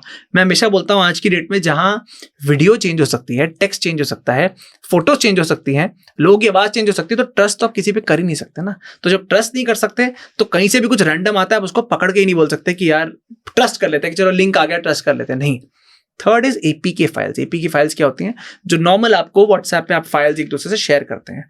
अब आप ये देखिए क्रिमिनल्स कितने स्मार्ट होते हैं। दिसंबर जैन आपको पता है शादी का वो रहता है, और आजकल कोई फिजिकल कार्ड नहीं भेजता शादी के, सब आपको फाइल भेजते हैं, वीडियो भेजते हैं, कुछ भेजते हैं। एपी के स्कैम पीछे सामने आया, जहां पे ये लोग एपी के फाइल्स जिसमें मैलवेयर है, उसका नाम क्या दे दिया, सोनू वेड्स, जो भी है, कि किसी की शादी है। अब एक नॉर्मल इंसान क्या करेगा, अच्छा मैसेज आया है, वो कार्ड तो उठा के जरूर देखेगा किसकी कार्ड है, क्या शादी है। जैसे ही डाउनलोड किया, वो मैलवेयर आपके फोन में घुस गया और डेटा फिर बाहर। तो रैंडम, अगेन सारी बात आ रही है random OTP, random link, random. मैं ये नहीं बोल रहा कि आप कोई लिंक क्लिक मत करो, वो पॉसिबल नहीं है, बट रैंडम जगह से मत करो। एंड फोर्थ जो सबसे घातक है, सबसे ज्यादा क्रिटिकल, वो है स्क्रीन शेयर। बहुत बार क्रिमिनल्स क्या करते हैं, आपको कॉल करेंगे, हम बैंक से बोल रहे हैं, सर हमारा ना एक नया फॉर्म भर दो। फॉर्म बिल्कुल जेन्युइन लगेगा, आप भर रहे हो, कंफ्यूजिंग सा फॉर्म है, समझ नहीं आएगा। तो बिकॉज आप कंफ्यूज हो, हम जनरली कस्टमर केयर को क्या बोलते हैं, यार मेरे को समझ नहीं आ रहा है। वो कहेंगे अच्छा सर कोई बात नहीं, आप ना एनी डेस्क पे आ जाओ, स्क्रीन शेयर कर दो, मैं आपको गाइड कर दूंगा। स्क्रीन शेयर किया, अब स्क्रीन शेयर तो सब कुछ दिखाई दे रहा है, बिकॉज उसके पास आपका नंबर है, उसने आपके नंबर कहीं पे, जैसे आप क्रेडिट कार्ड है जहां पे भी है, उसने आपका नंबर डाला, ओटीपी आया तो नोटिफिकेशन आ जाती है। नोटिफिकेशन बिकॉज स्क्रीन शेयर हो रहा है, उसको ओटीपी से दिख गया आपका, क्या वहीं से ओटीपी कॉपी करके काम कर दिया पूरा। तो स्क्रीन शेयर नहीं करना। स्क्रीन शेयर तो एट एनी कॉस्ट, आपको कोई भी authentic government organisation private screen share करने को नहीं बोलेगी। तो ये कुछ जरिए हैं जहां से आप अपने फोन का एक्सेस आप रोक सकते हो। मुझे इस एक्सेस से याद आया, मतलब ऐसी बात करते करते I just went back to like 2015. I think those were the days, initial days when all these scams started to happen. So I used to have a Apple iPhone 5s, I think that to 14 or 15. So college में था, तो ad आया मेरे पास, there's an app that tells you the exact amount of calories when you click the picture of the food item.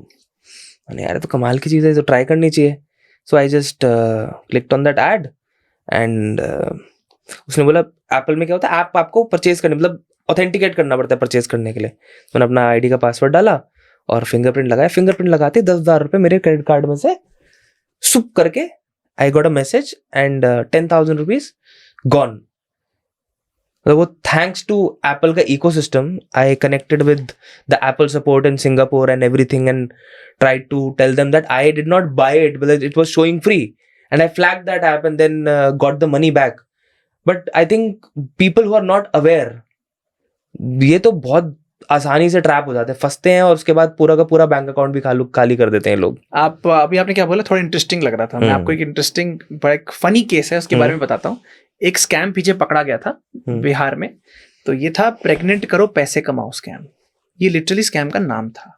Okay. और इस scam में क्या था कि अपना जो ये है जो मेल्स हैं उनको पकड़ा जाता था।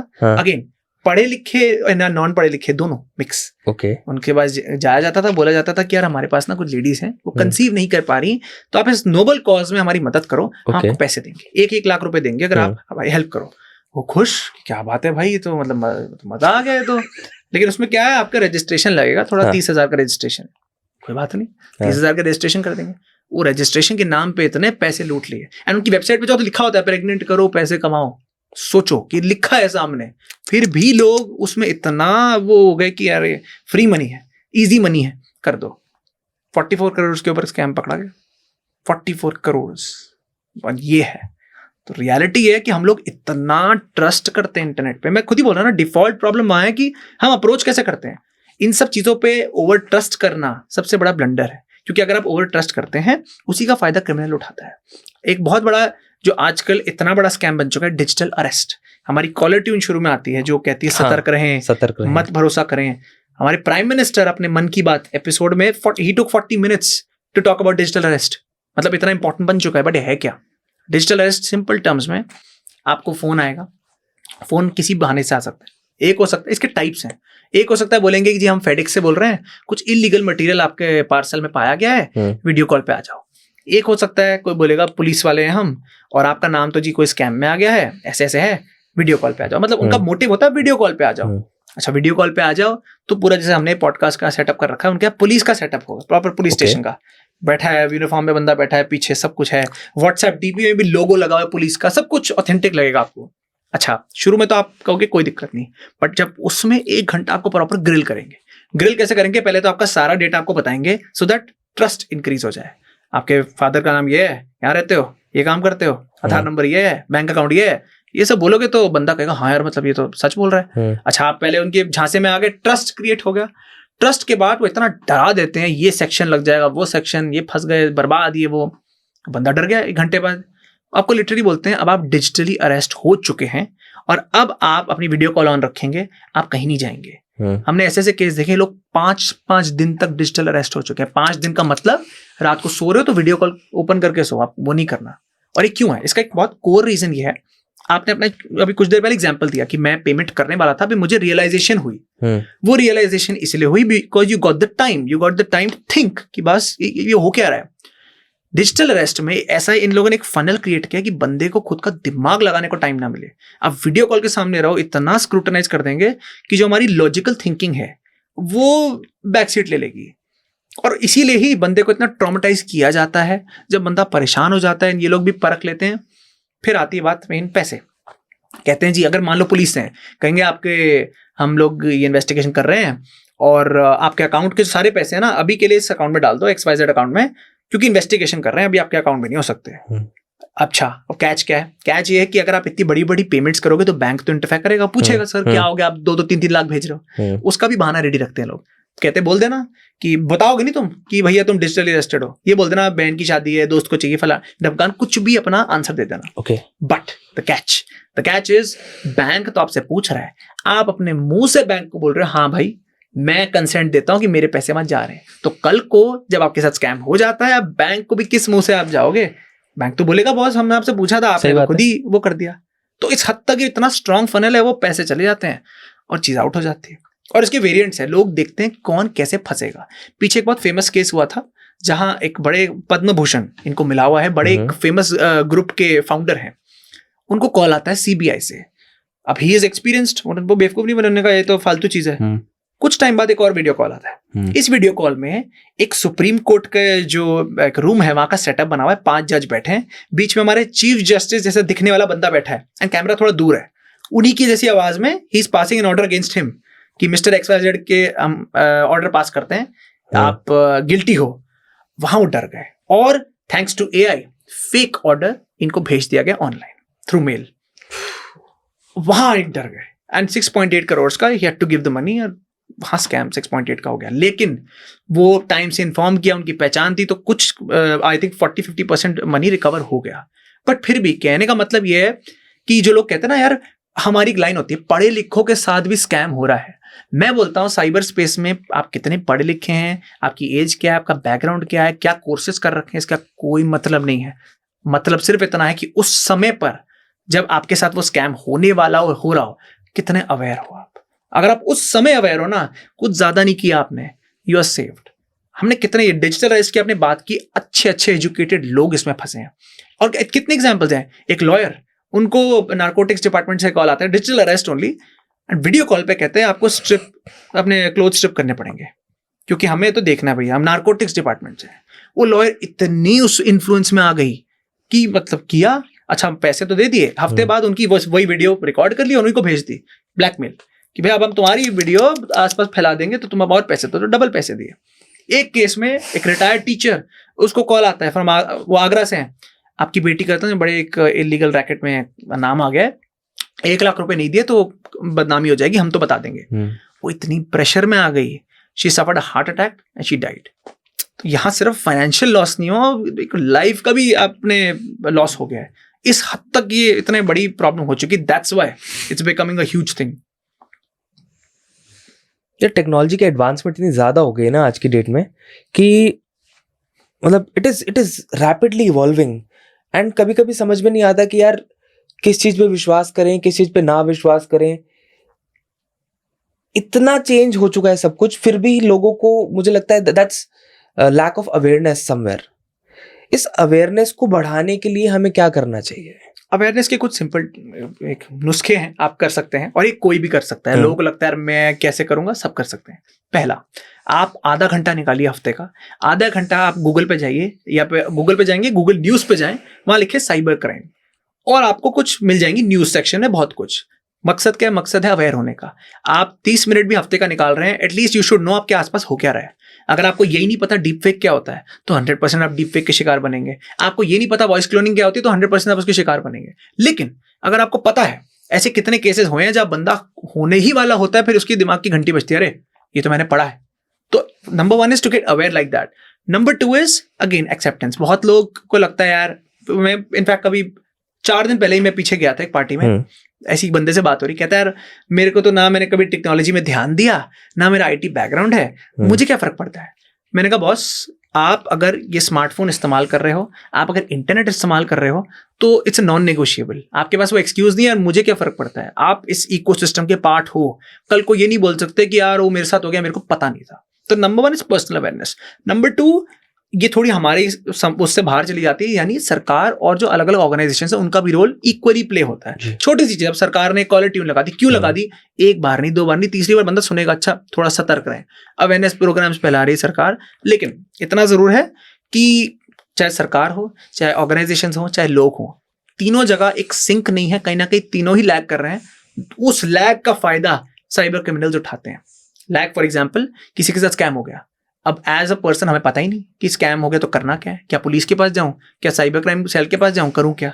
अच्छा, बेस्ट पार्ट क्या है? बेस्ट पार्ट है अवेयरनेस। आपने बात की ना, हमारे अगर इतनी बेसिक अवेयरनेस होती कि लीगल सिस्टम में कोई लॉ डिजिटल अरेस्ट को रिकॉग्नाइज नहीं करता, यानी कि कोई भी ऑर्गेनाइजेशन इंडिया में डिजिटली आपको या तो आपको अपने थाने बुलाएगी या खुद आपके घर आ जाएंगे, जैसे वीडियो पे कोई नहीं करता है। अगर ये बेसिक अवेयरनेस भी पता होती तो कोई डिजिटल अरेस्ट स्कैम होता ही नहीं। तो कहने का मतलब ये छोटी छोटी बारीकियां होती हैं। हम उस मोड, मेरा क्या इतना मानना है, हम उस मोड से निकल जाएं कि यार IT नहीं है, ये नहीं है, वो नहीं है। आप अगर स्मार्टफोन यूज करते हो तो आपको अपनी अवेयरनेस का पता होना चाहिए, नंबर 1। नंबर 2, कुछ लोग जो अवेयर होते हैं वो क्या करते हैं, अवेयर हो गए, चलो हो गया जी, जैसे होता है ना, मैंने कोर्स सीख लिया, मैं 10 साल के लिए सॉर्टेड हूं। ऐसा नहीं है। चेक, आज के जमाने में साइबर क्रिमिनल्स इतनी तेजी से इवॉल्व करते हैं कि हर 1 महीने 2 महीने में नया ट्रेंड आता है। तो आपको कभी ना कभी एटलीस्ट हफ्ते में एक बार आधा घंटा निकाल के पता होना चाहिए मेरे आसपास हो क्या रहा है। तो आप अगेन 100% गारंटी किसी चीज की नहीं होती, बट चांसेस बढ़ जाते हैं आपके बचने के। यार कुछ ऐसे एआई ट्रेंड्स के बारे में बताओ जो हम लोग इग्नोर कर रहे हैं और आने वाले टाइम में they can be a major issue और डिजास्टरस। या नंबर 1 ट्रेंड इज, ये बहुत लोग कहते हैं कि यार एआई मेरी इंडस्ट्री में नहीं आएगा। मेरी इंडस्ट्री, कुछ इंडस्ट्रीज में, मेरी इंडस्ट्री में ऐसा नहीं है। एआई हर जगह है। आपको सबसे बेस्ट एग्जांपल इसका देता हूँ। इनफैक्ट 1.5 साल पहले की बात है। हम एज ह्यूमन बींग्स हमें क्या लगता है एआई सबसे पहले लॉजिकल फील्ड पकड़ेगा, सबसे एंड में क्रिएटिविटी की बारी आएगी। हम लोग क्रिएटिव है, हमारे तक क्रिएटिविटी, एआई नहीं छूने वाला क्रिएटिविटी को। 1.5 साल पहले हॉलीवुड में स्ट्राइक हो गई। क्यों स्ट्राइक हो गई? एक्टर्स स्ट्राइक कर रहे हैं, और फेमस एक्टर्स क्यों कर रहे हैं? इनके पास एआई सॉफ्टवेयर है। वो एक्टर्स, अब एक्टर्स को क्या होता है, पूरी मान लीजिए अब 100 दिन आ रहे हैं फिल्म के, उसके पूरा पेमेंट मिल रहा है। ये क्या कहते हैं, आप आओ 10 दिन शूट करो, एआई से हम आपके सारे एंगल देख लेंगे, क्लोजअप आपका लेंगे, बाकी आप चले जाओ। क्योंकि मीडियम शॉट्स और जो लॉन्ग शॉट्स हैं वो एआई के थ्रू ही करा लेंगे, लेकिन फिर पैसे भी 1/10 ही मिलेंगे। अब धरने पे आ गए भाई, हमारा काम भी सारा हो गया। क्रिएटिव फील्ड की बात कर रहा हूँ। तो ऐसी कोई नंबर 1 कोई फील्ड नहीं है जहां पर एआई नहीं है। नंबर 2, जहां तक हमने ट्रेंड्स की बात की, सबसे बड़ा ट्रेंड जो एआई में आज की डेट में आ रहा है कि जो मोनोटोनस वर्क है आपकी इंडस्ट्री में, वो एआई सबसे पहले पकड़ेगा। और वो हो रहा है। आपकी इंडस्ट्री में जो भी मोनोटोनस वर्क है वो सबसे पहले एआई पकड़ेगा, चाहे कोई इंडस्ट्री हो। क्या एआई फ्यूचर में सारी नौकरियां खा जाएगा? ये मोस्ट फेमस क्वेश्चन, ये सबका रहता है। This is I think what I have personally scene. पिछले कुछ समय से मैं भी पर्सनली एआई का इस्तेमाल करता हूँ। Specially I say I use ChatGPT for a lot of things which is making my life easy. For example, एक समय होता था जब एक ऑफिस के अंदर एक इंसान बिठाया जाता था कम्युनिकेशंस के लिए, कि you are the person responsible for all the communications, because आप एक मेल प्रिपेयर करके लीगली उसको सोच समझ के भेजोगे। आज की डेट में एआई इतना ज्यादा डेवलप हो चुका है, एनहांस हो चुका है, कि आपको कोई स्पेशलाइज्ड आदमी रखने की जरूरत ही नहीं है। आप एआई को एक फ्रेमवर्क देते हो और आप फ्रेमवर्क देके बोलते हो write a professional email to XYZ where .1, .2, .3, .4, .5 आपकी ग्रामर अच्छी हो ना हो, आपको स्पेलिंग लिखनी आती हो ना हो, वर्ल्ड क्लास वो पूरी की पूरी चिट्ठी लिख देगा और नीचे उसमें लिख दो make it a little humorous and sarcastically sounding, Add a humor touch to it. वो उसको ऐसा बना देगा कि उसमें किसी प्रोफेशनल की जरूरत ही नहीं है। देयर वाज अ टाइम, सीधे जॉब चली गई ना एक आदमी की। एक जो कम्युनिकेशंस का बंदा था, एचआर में एक डिपार्टमेंट बना रखा था कि ये कम्युनिकेशंस डिपार्टमेंट है, यहां से सारी चिट्ठियां और मेल जाएंगे, खत्म कर दिया। अब वही जॉब रिस्पॉन्सिबिलिटी जो 4 लोगों की जॉब रिस्पॉन्सिबिलिटी थी, वो अब एक आदमी के ऊपर आ गई है कि भाई मेल भी तुझे ही भेजना है, ये वाला काम भी तुझे ही करना है। तो क्या हकीकत में फ्यूचर में एआई जॉब्स खा जाएगा? इसका सिंपल सा आंसर है, आप कभी भी सोसाइटी में कोई भी ट्रेंड अगर आपको नोट करना हो कि उस ट्रेंड का इम्पैक्ट क्या होगा, आप पास्ट को देखो। फॉर एग्जाम्पल, इंडस्ट्रियल रेवोल्यूशन आई, मशीन्स आई पहली बार, तो सबको लगा रे मशीन आ गई, अब तो काम हमारा गया, सबकी नौकरियां खा गया। उसने नौकरी खाई, जरूर खाई कुछ लोगों की जो लेबर वर्क ज्यादा था, बट बहुत जगह नौकरी दे भी दी। मशीन को चलाएगा कौन? Same was with computers. जब कंप्यूटर्स आए तब भी सेम चीज थी कि अरे भाई अब तो कंप्यूटर आ गया, नौकरी खा जाएगा। कुछ नौकरियां खाई, बहुत नौकरियां बढ़ाई, नई न्यू बॉर्न भी हुई जहां आप कंप्यूटर का इस्तेमाल कैसे करते हो।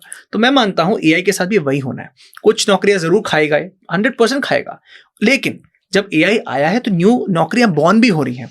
बट सवाल इतना उठता है कि आप क्या उसके लिए रेडी है? नहीं है। रेडी है तो आपके लिए तो गोल्डन अपॉर्चुनिटी है, अगर नहीं है तब तो बैकफायर करेगा ना। फिर तो आपको, क्योंकि और आप ये नहीं बोल सकते जिस दिन नौकरी आएगी मैं तब तैयारी करूंगा, नहीं।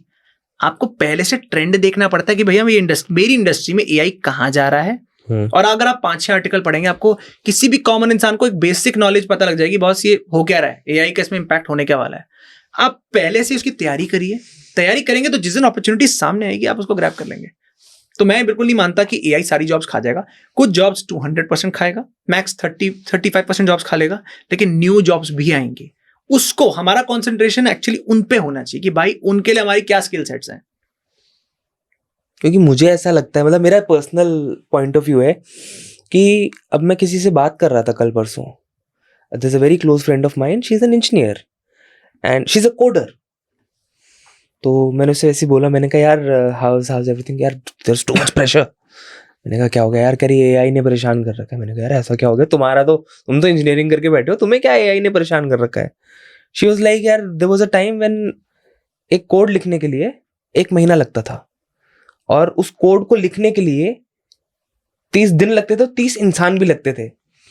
आज की डेट में एक कोड लिखने के लिए 2 दिन लगते हैं, और उस कोड को लिखने के लिए इंसान भी 2 लगते हैं। कह रही यार समझ नहीं आ रहा कि फ्यूचर में, आज हमारी कंपनी के अंदर 10,000 लोग काम करते हैं, जिस हिसाब से एआई आगे जा रहा है, things are changing. I don't think future के अंदर हमारी कंपनी के अंदर 5,000 लोग भी होंगे या 500 भी होंगे, क्योंकि 10,000 लोग जो काम कर रहे थे वो काम तो आसानी से 500 लोग भी कर लेंगे। थोड़ा सा वर्क प्रेशर बढ़ेगा, बट यार बहुत टेंशन है, जॉब सिक्योरिटी जा रही है। On the other hand I was talking to another friend where they have developed a platform, AI based platform, जो आपको डाइट बना के देता है, आपकी सारी की सारी रिक्वायरमेंट्स को अंडरस्टैंड करके, आप ही के रूटीन को समझते समझते वो इतना डेवलप हो चुका है कि ह्यूमन इंटरवेंशन जो है ना, वो कहीं ना कहीं कम होती जा रही है। That's what I was trying to ask you. As you said, ठीक है, मैं समझता हूँ इंडस्ट्रियल रेवोल्यूशन हुआ, टाइम बदला, एक ज़माने में टेलीफोन एक्सचेंज में 10,000 लोग काम करते थे, उनकी जॉब्स कम हुई, टाइम के साथ चीज़ें चेंज हुई, मोबाइल फोन्स आए, रिप्लेसमेंट हो गई। क्या ह्यूमन इंटरवेंशन आने वाले टाइम में इतना कम हो जाएगा कि इंसान कंप्लीटली रोबोट्स और एआई के ऊपर डिपेंडेंट हो जाएगा? मैं पर्सनली चीज को नहीं मानता। ह्यूमन इंटरवेंशन कम जरूर होगा, कुछ इंडस्ट्रीज होंगी जब बहुत कम हो जाएगा। That's true, 110%। कौन सी इंडस्ट्रीज सबसे ज्यादा टारगेट होंगी? मुझे लगता है मैन्युफैक्चरिंग, नंबर 1। मैन्युफैक्चरिंग में 200% बहुत कम वो हो जाएगा। नंबर 2 आपका टेक स्पेस पे भी कम रहेगा। और नंबर 3 इज जो आपकी अगेन मोनोटोनस, जो लेबर वर्क्स आपका ज्यादा होता है। लेकिन अब इसका एक बहुत बड़ा एक पीछे डिस्कशन भी हो रही थी, मैं नहीं, काफी बड़े बड़े लोग थे वहां पे, तो सेम सवाल पूछा गया किसी ने ऑडियंस में इन लोगों से, तो उन्होंने एक सिंपल जवाब दिया, कहते देखो बॉस, पोटेंशियल तो एआई की सबको खाने की है, पोटेंशियल पूरी है कि सबको खा जाएगा, बट ऐसा भी नहीं हो रहा भाई, मतलब इतनी खराब सिचुएशन भी नहीं है। आप उस इंडस्ट्री में कितनी हद तक उसको छूट देते हो उसकी भी चीज है। और सबसे बड़ी बात, जो लोग कई बात नहीं करते इसके बारे में, एआई एडवांस तो हो रहा है, but can you trust it? I don't think you can. For example, ChatGPT, एक फेमस आपको केस बताता हूँ, हमारे लीगल में तो बहुत ही फेमस है। 2 लॉयर्स यूएस में जब नया ChatGPT खुला था, तो अगले दिन उनको एक मैटर फाइल करना है, वो जल्दी में टाइम नहीं है, तो हमारा क्या होता है, मैं ना फाइल में जब मैटर फाइल कर रहे थे, हमें केस लॉज देने पड़ते हैं बहुत सारे, साइटेशंस देनी पड़ती हैं। तो जी इन्होंने ChatGPT से पूछा, टाइम नहीं है, हमें 20 केस लॉज दे दो, ऐसे ऐसे है, केस का रेफरेंस बताती है, उसने 20 केस लॉ दे दी, बड़े खुश, डाल दी, कॉपी पेस्ट किया, भेज दिया, अगले दिन कोर्ट में है। अच्छा, जज पढ़ रहा है, वो कंफ्यूज, उसने प्रोसीडिंग रोक दी, उसने रुक जाओ भाई, इतने साल से मैंने आज तक इन केसेस का नाम नहीं सुना, 1 केस, 2 केस, 3 केस, 20 के 20 केस झूठे, 20 के 20 केस झूठे, वो कभी रियल लाइफ में एग्जिस्ट नहीं करते। इसको हम टेक्निकल भाषा में बोलते हैं हेलुसिनेशन ऑफ एआई। हेलुसिनेशन यानी एआई कुछ भी बोल रहा है। देखिए, एआई का काम है आपको आउटपुट देना, उसको नहीं भी समझ आएगी ना, वो इतने कन्विंसिंग तरीके से आपको उल्ट शुल्ट झूठ बोल के दे देगा, आपको लगेगा हाँ जी, क्योंकि एआई बोल रहा है ना। टेक अगेन, जो हमारी पुरानी आदत है, गूगल बोल रहा है तो सही है क्योंकि टेक्नोलॉजी है, तो एआई आजकल वो हो गया, ChatGPT बोल रहा है तो सही ही होगा, कौन क्वेश्चन करेगा? तो हेलुसिनेशन बहुत बड़ी प्रॉब्लम है, और इस प्रॉब्लम को आज होती है तो बड़ी बड़ी कंपनीज भी बोलती है बॉस इतना ट्रस्ट मत करो। बड़ी बड़ी कंपनीज ने अपना मना कर रखा है एम्प्लॉयज को। पीछे आई रिमेंबर अमेजोन का आया था, उन्होंने बैन कर दिया ChatGPT अपने यहाँ पर, जिसके रीजन है, पहली बात तो आप डेटा शेयर कर रहे हो जी, अपने कंपनी का डेटा ChatGPT से बात करें, डेटा ही आप वो कर रहे हो ना, ऑब्वियसली। दूसरा कि आप उस पर ट्रस्ट नहीं कर सकते। और हमने ट्रस्ट की बात की, आपको एक और इंटरेस्टिंग एक केस स्टडी बताता हूँ। एक बॉलीवुड का एक नाम है, ठीक है, and Playboy personality, page 3 personality है और प्लेबॉय है, ठीक, नाम ही ले लो। तो वो आते हैं, अच्छा जी, ये अगेन 1.5-2 साल पुरानी बात है, जब ChatGPT नया आया था, उनको किसने बोल दिया कि जी ChatGPT आया, ट्राई करो, मस्त है। अब इनको तो ज्यादा शौक नहीं चीज होगा, तो इन्होंने ऐसी मजे के लिए ChatGPT को बोला, यार give me a girlfriend management plan.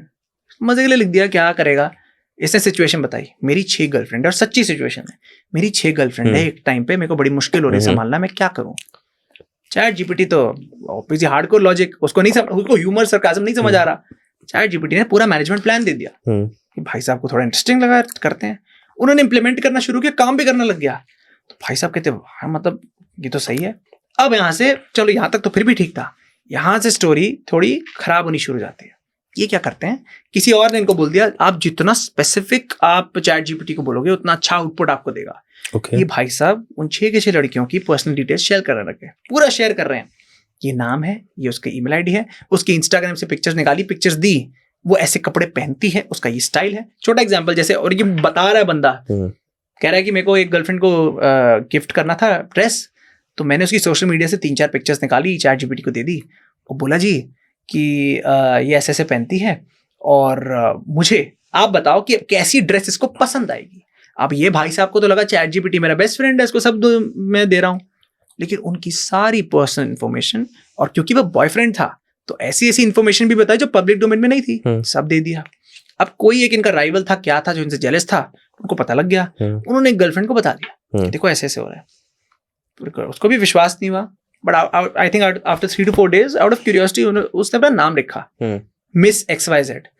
पूरा चिट्ठा बाहर आ गया, कौन है मिस XYZ, कहाँ रहती है, क्या एज है, क्या कपड़े पहनती है, क्या है क्या नहीं है, स्कूलिंग कहाँ से की, ये नहीं किया, और कुछ पर्सनल इन्फॉर्मेशन भी बाहर आ गई। माय गॉड, ये शॉक्ड, क्या ये क्या है। और मतलब कुछ टाइम बाद पता लगा एक लड़की नहीं 6 लड़के हैं, तो 6 लड़की ने अपना बाकी 5 लड़कियों ने अपना देखा, सेम केस, और अब 6 FIR डल गई भाई साहब के अगेंस्ट। और भाई साहब जब आते हैं, भाई साहब कहते हैं यार मैंने क्या गलत किया, मैंने तो अपने चैट जीपीटी पे लिखा ना, मैंने कौन सा पब्लिक डोमेन में लिखा। भाई साहब वो पब्लिक डोमेन ही है। चैट जीपीटी, व्हाट्सएप कोई आपकी पर्सनल डायरी थोड़ी है। व्हाट्सएप पे हम कितने लोग हम क्या करते हैं, हम खुद का ना ग्रुप बना लेते हैं, और उसके ऊपर लिखेंगे माय पर्सनल इन्फॉर्मेशन या माय नोट्स ऐसे लिखेंगे, और सारा अपना बैंक रिकॉर्ड डाल देंगे, पासवर्ड जो याद नहीं होती वो भी व्हाट्सएप के ग्रुप में डाल देंगे। भाई आपने तो चोर के लिए तो और काम आसान कर दिया। वो आपके फोन में जिस दिन एक्सेस करेगा, आपने तो उसको क्या लिखना, उसको पर्सनल इन्फॉर्मेशन लिखना है, उसको पहला ग्रुप में लेगा। अरे वाह। तो मैं तो कहता हूँ पुराना जमाना ठीक था कि जो बुक है ना उसमें अपने अपने क्रेडेंशियल्स लिखें, जब तक ये बुक किसी के हाथ में नहीं है सेफ है। यहाँ तो पब्लिक नोटिस बोर्ड में, और ये आप again this shows the level of awareness. वो जो मैंने आपको इससे पहले एग्जांपल बताया, कैसे बोल रहा है कि भैया यार मैंने तो अपने चैट जीपीटी पे लिखा था ना, अपना। इंटरनेट पे कुछ आपका अपना नहीं होता, फोन भी आपने लिया है ना, ये सब सुन रहा है, कहीं और इंफॉर्मेशन जा रही है। तो ये अवेयरनेस और एक्सेप्टेंस बहुत जरूरी है। ओपन एआई ने 1.5 साल पहले, 1.5 से 2 साल पहले एक स्टेटमेंट दी थी। उन्होंने कहा था हम ना 2027-28 तक अपना सुपर इंटेलिजेंस प्रोजेक्ट लॉन्च कर देंगे। अब सुपर इंटेलिजेंस प्रोजेक्ट क्या है? हमने रोबोट देखी रजनीकांत की, हमें लगता है वाओ यार, मतलब ये एआई, हमारी डेफिनेशन एआई की वो है।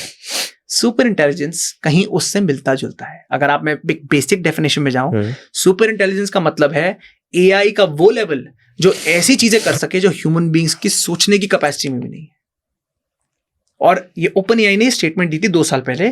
3-4 महीने पहले उनसे फिर पूछा गया आपका क्या सीन चल रहा है, कह रहे 2030 से पहले पहले हम ये लॉन्च कर देंगे। और ओपन एआई ने चैट जीपीटी लॉन्च करके प्रूव कर रखा है कि कैसा प्रोडक्ट दे सकते हैं।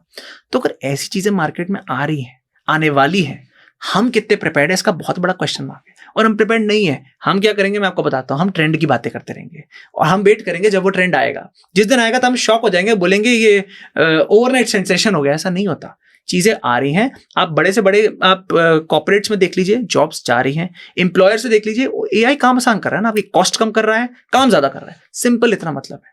तो जब तक आप अपनी इंडस्ट्री में कोई बेसिक प्रॉब्लम सॉल्व नहीं कर रहे हैं, कहीं ना कहीं एआई आपको जल्दी ही एलिमिनेट कर देगा। क्या एआई यूज करना बंद कर देना चाहिए लोगों को? मैं नहीं मानता, आप भाग नहीं सकते इससे। वही तो वही बात होगी ना, एक्सट्रीम। मैं इतना मानता हूँ एक्सट्रीम आप अप्रोच कभी नहीं इस्तेमाल कर सकते। ना आप बोल सकते हैं मैं सारी डिपेंडेंसी एआई पे कर दूं, ना आप बोल सकते हैं मैं छोड़ दूं। आप इस युग में जी रहे हैं, आपको एआई के साथ काम करना पड़ेगा, but being responsible. You have a gun, बंदूक है आपके पास, अपनी प्रोटेक्शन के लिए है, इस्तेमाल करने के लिए। ये सिर्फ ऐसे भी नहीं कि कहीं भी चलाते रहो, लेकिन रिस्पॉन्सिबिलिटी से थोड़ा चला। How can one be responsible with AI? With AI number 1, जो भी टेक्नोलॉजी आपके पास है, क्योंकि आजकल एआई हर जगह इंटीग्रेट है, लैपटॉप, फोन्स। जी, आपके पास जो भी टेक्नोलॉजी है, जो भी आपके पास डिवाइसेस हैं, उसका सही तरीके से यूज करें। सही मतलब सोच समझ के।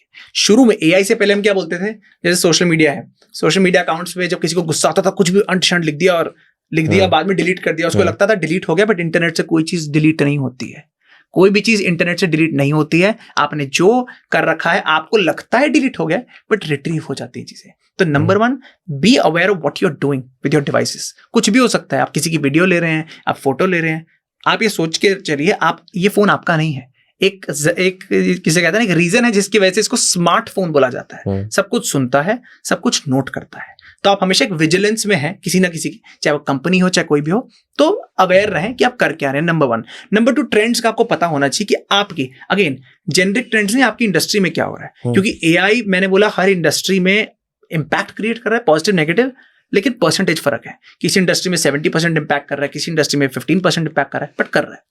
अपनी इंडस्ट्री के अकॉर्डिंग आपको पता होना चाहिए एआई क्या कर रहा है। क्योंकि देखिए, अगर एआई लेट्स से XYZ काम माइनस कर रहा है आपकी इंडस्ट्री में, तो उस चीज के बारे में पढ़ना, उस चीज के बारे में करने का कोई सेंस नहीं है। आप वहां फोकस करिए जहां एआई नहीं पहुंच रहा अभी। क्या प्रॉब्लम ऐसी चीज हो सकती है, या फिर क्या आप सीख सकते हैं कोई ऐसी चीज जिससे आप आने वाले फ्यूचर में एआई को इस्तेमाल कर सकते हैं। क्योंकि एआई आ रहा है, बट उसकी विजिलेंस, उसका यूज करने के लिए भी तो इंसान चाहिए हमें। तो ट्रेंड आपको पता होना चाहिए। Number 3, never take anything for granted on the internet. जो हम उल्टा करते हैं, सब चीज फॉर ग्रांटेड लेते हैं, app for granted, internet for granted, सब लोकेशन दे दी, डेटा आपने दे दिया। अगर आप डेटा आप फॉर ग्रांटेड लेंगे, आप इंटरनेट पे कुछ भी लिख देंगे, वो कहीं ना कहीं बैकफायर होकर आपके पास आएगी। ये बात कोविड से पहले बोली जाती थी, बट लोगों को लगता था थ्योरी है। आज की डेट में हम ये देख रहे हैं, कोविड से पहले इतनी जगह जो डेटा बांटा, वो बूमरैंग की तरह वापस आके आप पे अटैक करने को आ रहा है। तो आप किसी भी चीज को ट्रस्ट नहीं कर सकते इंटरनेट पे, और आप किसी भी चीज को वो नहीं कर सकते कि मैं फॉर ग्रांटेड ले लेता हूँ उसको। या आपको लगता है कि कोविड का जो ये टाइम था 2-2.5 साल का, क्या इस कोविड फेज की वजह से भी एआई और इंटरनेट की पॉपुलैरिटी बढ़ गई है? 200%। ये जो आप कितने एक्सपर्ट से पूछ लीजिए, जो बड़े से बड़े एक्सपर्ट है दुनिया के, उन्होंने भी एक्सपेक्ट नहीं किया था कि कोविड आएगा, नंबर 1। नंबर 2, उसके आने से इतना टेक बूम हो जाएगा। और इसका एक बेसिक रीजन आपको बताता हूँ। जॉब्स गई, सबकी गई, सबको परेशानी है, लेकिन कुछ जगह कुछ लोगों ने देखा है क्विक मनी देखते हैं। ये साइबर क्राइम तो क्विक मनी है यार। ये तो चलो टेक एडवांसमेंट्स हुई बिकॉज सब लोग घर में थे, तो टेक्नोलॉजी बढ़ी, डिपेंडेंसी बढ़ी। बट मैं नेगेटिव साइड की ज्यादा बात करूंगा कि लोगों ने देखा क्विक मनी है, लोगों को बेवकूफ बनाओ, पैसे कमाओ, इससे बढ़िया क्या चीज है। आपने वो सीरीज देखी होगी जामतारा, है ना, वो फेमस हो गई। तो लेकिन प्रॉब्लम जामतारा से नहीं है, प्रॉब्लम है जामतारा तो चलो एक आ गया, बाकी विलेजेस ने उससे इंस्पिरेशन ले ली, यार ये बहुत बढ़िया काम कर रहे हैं, हम क्यों नहीं कर सकते। तो आज इंडिया में इतने साइबर क्राइम विलेज का कॉन्सेप्ट शुरू हो गया, यानी कुछ विलेजेस जहां लोग यूनिटी में साइबर क्राइम करते हैं। मेवात, न्यू, ये नए नए नाम उभर के आ रहे हैं जो जामतारा को बीट कर रहे हैं। और ऐसी यहाँ जो क्रिमिनल्स हैं, बहुत लोग पूछते हैं कि यहाँ क्रिमिनल्स कैसे होते हैं, क्या होते हैं। तो मैं एक बड़ा एक फेमस अपना एक कोट करता हूँ। एक लड़का है जिससे मैं मिला, 17 साल का लड़का, साइबर क्राइम करता है। तो मैं और कुछ एक टीम हम गए, एक साइबर क्राइम विलेज में ही गए बात करने उससे। मैंने पूछा क्या भाई क्यों करते हो? उसने एक लाइन बोली और मैं शॉक हो गया। वो कहता कि मैंने गलत किया ही क्या है, झूठ ही तो बोला है ना फोन पे। क्या आप रियल लाइफ में झूठ नहीं बोलते क्या? मैंने कहा बोलता हूँ। कहते तो अगर मैंने झूठ बोला फोन पे और किसी की बेवकूफी है वो मान गया तो उसका नुकसान है। और मैंने कहा मतलब अगर हार्डकोर लॉजिक देखा जाए तो बात तो क्लियर कर रहा है। कहता आप किसी को झूठ बोलते हो, क्यों बोलते हो? बेवकूफ बना दिया, आप उसकी गलती, मैं भी यही करता हूँ। अच्छा, जब उसको मैंने समझाने की कोशिश की, भाई ये लॉ है, गलत काम है ये वो, कहता है मुझे अच्छी तरह पता है, मुझसे जलते हो ना, इसीलिए मैं पैसे कमा रहा हूँ, आपको बहुत जलन हो रही है मेरे से, मुझे पता था वो यही बोलोगे। कहने का मतलब ये इस हद तक ब्रेन वॉश किया जाता है, इस हद तक कि बहुत, नंबर 1 इसमें कुछ गलत नहीं है। नंबर 2, हो सकता है तुमसे कोई आएगा तो तुम्हें भड़काने आएगा, बहलाने आएगा, बट तुम जो है अपने ट्रैक पे रहना। तो इस हद तक ब्रेन वॉश किया जाता है। यंगस्टर्स, जामतारा की सीरीज में भी दिखाया गया, यंगस्टर्स को पकड़ा गया कि लो जी, एंड क्विक मनी है आपकी, वो कहते हैं ना आपकी सारी प्रॉब्लम्स का so called solution, quick money, education नहीं चाहिए, और आपको करना ही क्या है, 1 महीने की ट्रेनिंग करनी है और क्या करना है। तो इस लेवल तक बातें जा रही हैं और ये साइबर क्राइम विलेजेस का बेस्ट पार्ट है, ये ना बॉर्डर पे रहती है, बॉर्डर से लोग ऑपरेट करते हैं। क्यों? कल को कुछ भी हो जाए इधर चले जाओ, जब तक एक जगह की पुलिस दूसरी जगह से बात करेगी आपने पैसे कहाँ के कहाँ कर दिए होंगे, अब कहाँ पहुंच गए होंगे। ये साइबर क्राइम का सबसे बड़ा एक एडवांटेज क्रिमिनल्स के लिए और सबसे बड़ा लूप होल या एक चैलेंज हमारे लिए। गवर्नमेंट क्या कर रही है इन सब चीजों के लिए? मैं इतना मानता हूँ गवर्नमेंट के ऊपर ना सबसे बिल फाड़ना बड़ा आसान है, क्या है, कुछ नहीं कर रही गवर्नमेंट। कुछ इनिशिएटिव जरूर है जो मैं कहूंगा, जैसे लीगल साइड पे डेटा प्रोटेक्शन एक्ट की हमने बात की, नया डिजिटल इंडिया एक्ट जो आ रहा है उसकी बात की, अवेयरनेस प्रोग्राम्स करती हैं। आरबीआई ने नई अपनी गाइडलाइंस निकाली है कि जो भी आपको इतने स्पैम कॉल आते हैं, आपको ये नहीं पता सच कौन सा झूठ कौन सा है। ये जो कंपनीज होती है टेलीकम्युनिकेशन कंपनीज, ये अपना नंबर चेंज करती है, आपको नहीं पता। तो इन्होंने कहा है यार गवर्नमेंट का पोर्टल, एक संचार साथी पोर्टल, चक्षु पोर्टल उसको बोलते हैं। ओके, आप जितने भी टेलीकम्युनिकेशन कंपनीज है पूरी इंडिया में, आप जिस नंबर से कॉल कर रहे हैं वो नंबर यहाँ रजिस्टर कराइए। सो दैट अगर कॉल आ रहा है बंदा रीचेक कर सके वहां जाकर, सो दैट एक कम्युनिकेशन हो क्या रहा है, टेलीकम्युनिकेशन नंबर चेंज करती है उसमें और कस्टमर में कोई सिंक नहीं है, कस्टमर और बैंक में कोई सिंक नहीं है। तो ये अप्रोच है कि सब एक सिंक में आए, एक नोटिस बोर्ड की तरह वो वेबसाइट है कि आप सब कुछ देख सकें। गाइडलाइंस क्या है, सो दैट कल को कोई स्कैमस्टर आपको फोन कर रहा है आपको पता हो कि क्या सही है क्या गलत है। कुछ कुछ इनिशिएटिव्स हैं, लेकिन एक सबसे बड़ा डिफॉल्ट प्रॉब्लम है पहला कि साइबर क्राइम भी नहीं बोलूंगा, साइबर स्पेस टेक्नोलॉजी इतनी स्पीड से बढ़ रही है कि उसकी हद नहीं है, हद पार कर रही है। और अगर आप बिजनेस की बात करें, बहुत लोग कहते हैं कि टेक्नोलॉजी तो जी ये गिमिक ही है, एआई कुछ नहीं है। बड़ी से बड़ी कंपनीज वर्ल्ड की billions and billions of dollars invest कर रही है, हर हफ्ते 2 हफ्ते में एक नया एआई मॉडल निकाल रही है। तो देखो पैसा जा रहा है वहां डेवलपमेंट तो होगी। अब डेवलपमेंट इतनी तेजी से आगे बढ़ रही है, वो इलन मस्क कहता है ना, we are driving a car at 200 kilometre per hour without brakes. तो कब तक लकी रहोगे यार, कि कब तक जगह नहीं ठुकेगी।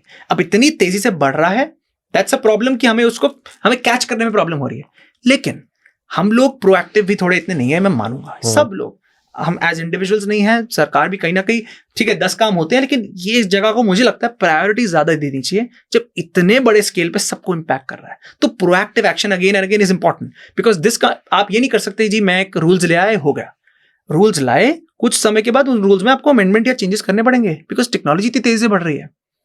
अब पीछे किसी ने मुझसे एक सवाल पूछा कि सर कुछ ऐप्स होते हैं जो ना प्रोटेक्शन दे देते हैं, सिक्योरिटी दे देते हैं, आप वो नाम क्यों नहीं बोलते हो, या फिर कोई भी एक्सपर्ट इस फील्ड में वो इन ऐप्स के बारे में क्यों नहीं बोलता। और इसका जवाब बहुत लॉजिकल है। आप जिस दिन कोई ऐप कोई वेबसाइट को ज्यादा प्रमोट करना शुरू कर दोगे कि यार ये सेफ है, क्रिमिनल सबसे पहले वो सेफ वेबसाइट का लूप होल ढूंढेंगे, उसी में घुसेंगे कि इसका तो ट्रस्ट फैक्टर है, सब लोग यहीं आने हैं। सी क्रिमिनल्स ने वहां जाना है जहां सब ना आने हैं। तो अगर वहां पे आएंगे आप, तो वो तो बेस्ट जगह होगी ना। That's why it's not about technology. लोग कहते हैं कौन सी टेक्नोलॉजी सेफ है, टेक्नोलॉजी कोई सेफ सिर्फ उस समय तक है, एक समय के बाद नहीं रहेगी। आप एज ह्यूमन बींग्स, एज सरकार बोल लीजिए, एज ऑर्गेनाइजेशन बोल लीजिए, proactive actions, learn unlearn, getting new rules again and again, वो इकलौता सोल्यूशन है। क्या ऐसे ऐप्स होते हैं? ऐसे ऐप्स कुछ हैं, बट अगेन कुछ ऐप्स हैं। अब एक मैं नाम नहीं लूंगा, मैंने एक पिछले पॉडकास्ट में भी नाम लिया था उसका, और मैं काफी लोगों ने नाम लिया। अब हमें लगा, आप सोचिए इस इंडस्ट्री में काम करके हमें लगा सेफ है, कुछ समय बाद हमें ही पता लग गया कि यार ये तो इसमें कुछ लूपहोल निकल गए हैं। और सबसे फिर हम लोगों से पूछा गया आपने रेकमेंड किया था यार, तो वहां से मैंने खुद भी पर्सनली सीख ली कि यार कोई टेक्नोलॉजी कभी एक एवरलास्टिंग सेफ्टी नहीं दे सकती। इसीलिए नाम नहीं बता रहे ना, क्योंकि आपका भी पासवर्ड उसी में सेव था। मैंने नाम बताया बेड़ा गर्क।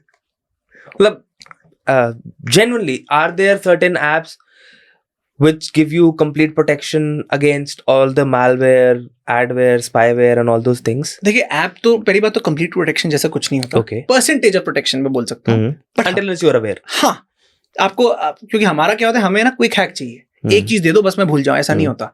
आपको प्रोटेक्शन लेवल बढ़ा सकता है, बट 100% प्रोटेक्शन कोई नहीं दे सकता। अगर 100% प्रोटेक्शन होती तो दुनिया में कभी कोई बड़ी बड़ी कंपनीज के ब्रीच नहीं होते। सब कंपनीज के डेटा ब्रीच हो रखे हैं, उनके इतने लाखों करोड़ों इन्वेस्टेड होते हैं।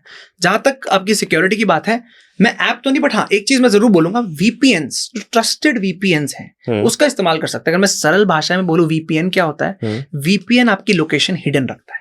Okay. बहुत बार आपकी लोकेशन अगर पता हो तो एक हैकर या एक स्कैमस्टर को एक एडवांटेज हो जाता है, उसको पता है कहाँ रहता है। वीपीएन आपकी लोकेशन अगर आपने, और आपको काफी वीपीएन ऐप्स मिल जाएंगे प्ले स्टोर पे, आप डाउनलोड करें, वीपीएन लगाए रखें, तो आपकी लोकेशन नहीं पकड़ में आने देता। तो एक एटलीस्ट एक एडेड लेयर ऑफ प्रोटेक्शन हो जाती है, नंबर 1। नंबर 2, कुछ ऐसे ऐप्स जो बिल्कुल सर्टिफाइड हैं उनको तो आप यूज करिए। हम लोगों को बहुत नए नए ऐप्स करने की क्यूरियोसिटी होती है, वो मैं अवॉइड ही करूंगा जब तक आपको 100% श्योरिटी ना हो कि यार दूसरे लोग इस्तेमाल कर रहे हैं, कौन सी ऐप में क्या मेलवेयर है। क्योंकि देखिए प्ले स्टोर ऐप स्टोर की अपनी एक रिस्ट्रिक्शंस होती हैं, बट लिमिटेशंस भी हैं। कोई उन चीजों को पार करके ऐप लगा दे, आपको नहीं पता, तो कहीं ना कहीं उन चीजों से बचें। बट हाँ, वीपीएन का मैं स्पेसिफिक करूंगा, बिकॉज वो सिर्फ इंडिविजुअल्स के नहीं, ऑर्गेनाइजेशन भी यूज करती हैं, काफी हद तक इफेक्टिव रहा है। I think I don't know more about the Android devices, but Apple ने एक टेक्नोलॉजी का यूज करना स्टार्ट किया, that's called the IP relay, जिसमें ये जब आप एक अनप्रोटेक्टेड जोन में चले जाते हो, बेसिकली आप अपने होम नेटवर्क से बाहर निकल जाते हो, तो वो IP relay स्टार्ट कर देता है। I think I don't know technicalities of that particular thing, but it says that IP relay is active and your IP is non-traceable. I think these technologies should also be introduced in all the devices. They should, but a catch is Okay. कि आपको तो चलो safety मिल रही है, but यार अगर ये कोई क्रिमिनल यूज करे तो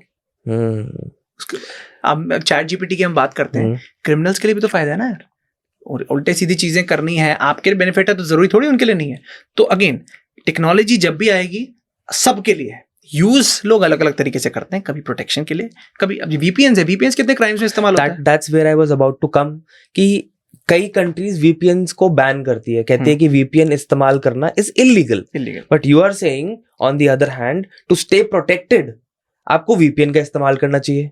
ऐसा क्यों कि कई कंट्रीज ने ही VPNs को बैन कर रखा है? क्योंकि देखिए इट्स डबल एज स्वॉर्ड ना, उसका यूज केस क्या है, यूज केस आपकी लोकेशन पता ना लगे। हाँ। मैं जी स्कैमस्टर हूं, मैं तो अपनी लोकेशन कभी नहीं बताऊंगा ना, मैं हाँ, VPN चालू रखा है। right. मैं आपने मूवीज कितनी बार देखी है, स्कैमस्टर या कोई भी बंदा होता है, उसको जब पकड़ रहे होते हैं वो कहते नहीं यार सर इसकी लोकेशन ट्रेस ही नहीं हो रही है, बदलती जा रही है, जंप कर रही है, जंप, वो VPN। तो इसका आप इलीगल यूज केस भी तो है ना, बट मैं ये उनके लिए कह रहा हूँ जो जिनको नहीं पता, जो आम जनता है हमारी, कि हम क्या करें, तो VPN का इस्तेमाल कर सकते हैं। बट अगेन सारी की सारी हम जो शुरू से बातें कर रहे हैं, कोई हैक नहीं बचाएगा, कोई कुछ नहीं बचाएगा, आपकी खुद की अवेयरनेस ने आपको बचाना है। और मैं हमेशा बोलता हूँ जब स्कैम होता है ना, वो आपके साथ ही होता है, तब कोई ऑर्गेनाइजेशन या कुछ, ठीक है सबका सपोर्ट है, but you are the main character.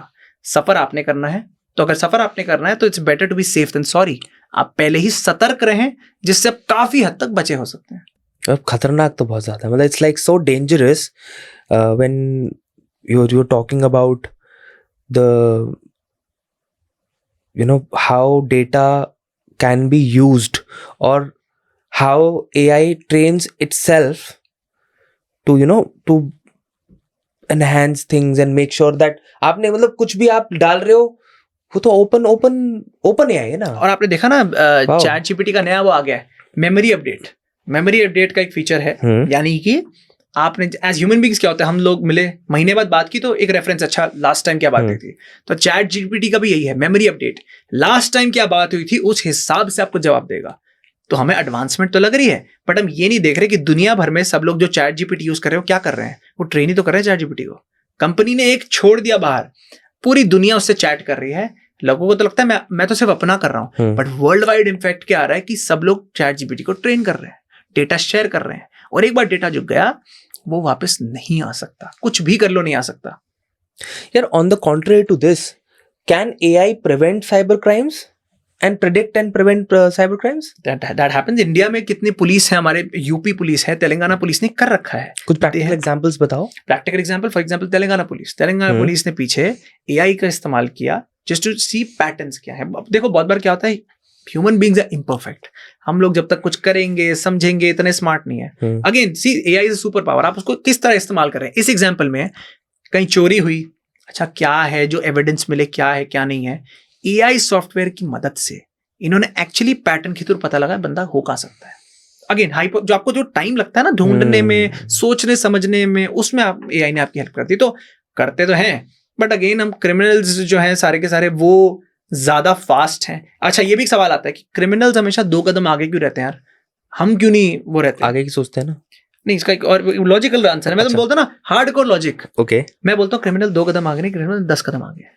Okay, ये मानने में समझदारी है, क्योंकि अगर आप ये पहली बात मानेंगे तो यू विल बी, एक तो आप ओवर कॉन्फिडेंस और कंप्लेसेंट नहीं रहेंगे, आपको पता है बॉस कोई मुझसे 10 कदम आगे तो मैं बच के ही चलूं। दिन में 24 घंटे होते हैं, 24 घंटे आपके पास है, आप 10 कामों में बिजी हो, पर्सनल लाइफ, प्रोफेशनल लाइफ, कुछ ना कुछ, और सबके साथ ही होता है। क्रिमिनल्स 24 घंटे बैच में एक ही प्रॉब्लम पे फोकस कर रहे हैं कि कैसे न्यू वल्नरेबिलिटी निकाली जाए, कैसे न्यू क्राइम को हम वो कराएं। तो अगर आप कंपाउंड इफेक्ट लगाओ तो जो बंदा एक ही प्रॉब्लम पे फोकस कर रहा है, हम लोग 10 प्रॉब्लम पे फोकस कर रहे हैं, तो मैथ्स लगा लो, तो बेसिक सी चीजें उन्होंने आगे निकलना ही निकलना है। और कितनी बार होता है इंडिया के बाहर जो कंट्रीज हैं वो अलग अलग ग्रुप्स को फंड करती हैं, भाई पैसे हम देंगे, तुम लगे रहो, तुम निकालो, तुम बस किसी तरह एक ऐसी निकाल लो कि दूसरी कंट्री में हम बैठ के वहां का डेटा ले सकें। और वो तो कहते हैं ना World War 3 कोई ऐसे आर्म्स वो नहीं होगी, साइबर वॉरफेयर होगा। हमने इजराइल में पीछे देखा, जो इजराइल वाला जो वॉर चल रही थी उसमें इसका एक टीजर ही तो है कि कैसे साइबर स्पेस को इस्तेमाल किया जाता है। जो पेजर बॉम्ब्स यही तो थे। एंड यू वोंट बिलीव, मतलब मैं इतना हैरान हो जाता हूँ कितना हमारी डिपेंडेंसी है AI के ऊपर। आप जब अभी बात करते थे तो मेरे दिमाग में आया, बाहर इंडिया में फॉर्चुनेटली अभी तो नहीं है, बट बाहर तो ये है, खासकर एशिया और यूरोप में कॉन्सेप्ट है एआई गर्लफ्रेंड बॉयफ्रेंड का। ये सुनने में बड़ा बचकाना लगता है, हाँ सुनने में बड़ा लगता है क्या है ये, मैंने पहली बार सुना है। बट इतनी अच्छा एज मैच्योर एडल्ट हमें फर्क नहीं पड़ता। यंगस्टर्स जो है, यंगस्टर्स का मतलब बिलो 18 की बात कर रहा हूँ मैं, ओके उनके लिए बहुत वो है, इतने कुछ सुसाइड केसेस बाहर आए यार, बिकॉज एआई गर्लफ्रेंड ने आपको जी बोल दिया, वो बोल दिया। आप इंडिया में देख लो, इंडिया में पीछे आई थिंक हाँ महीना पहले, इनफैक्ट इसके ऊपर मैंने हम लोगों ने न्यूज में भी वो की थी, एक बच्चा है एआई से बात कर रहा है कि एक स्पेसिफिक एआई सॉफ्टवेयर है, उसके माँ बाप ने उसका फोन छीन लिया अपना, क्योंकि स्क्रीन टाइम कम करना है। इसने पूछा मेरे माँ बाप ने मेरा फोन छीना है, मैं क्या करूँ? Step them. वो तो एक बच्चा थोड़ा समझदार था जो उसने माँ बाप को बोल दिया ये देखो क्या है, और इस कंपनी के अगेंस्ट वो कर दिया। बट नहीं होता यार, हमने कितनी गेम्स देखी, पबजी वगैरह देखा नहीं, हमने माँ बाप को मार रहे हैं जब उसके पास पबजी चाहिए। तो this is the kind of impact, इसको हम साइबर साइकोलॉजी बोलते हैं, कि आप जो साइबर इकोसिस्टम यानी डिवाइसेस, इंटरनेट का आपके माइंड पे ऐसा क्या इम्पैक्ट पड़ता है कि आपका दिमाग इतना घूम जाता है।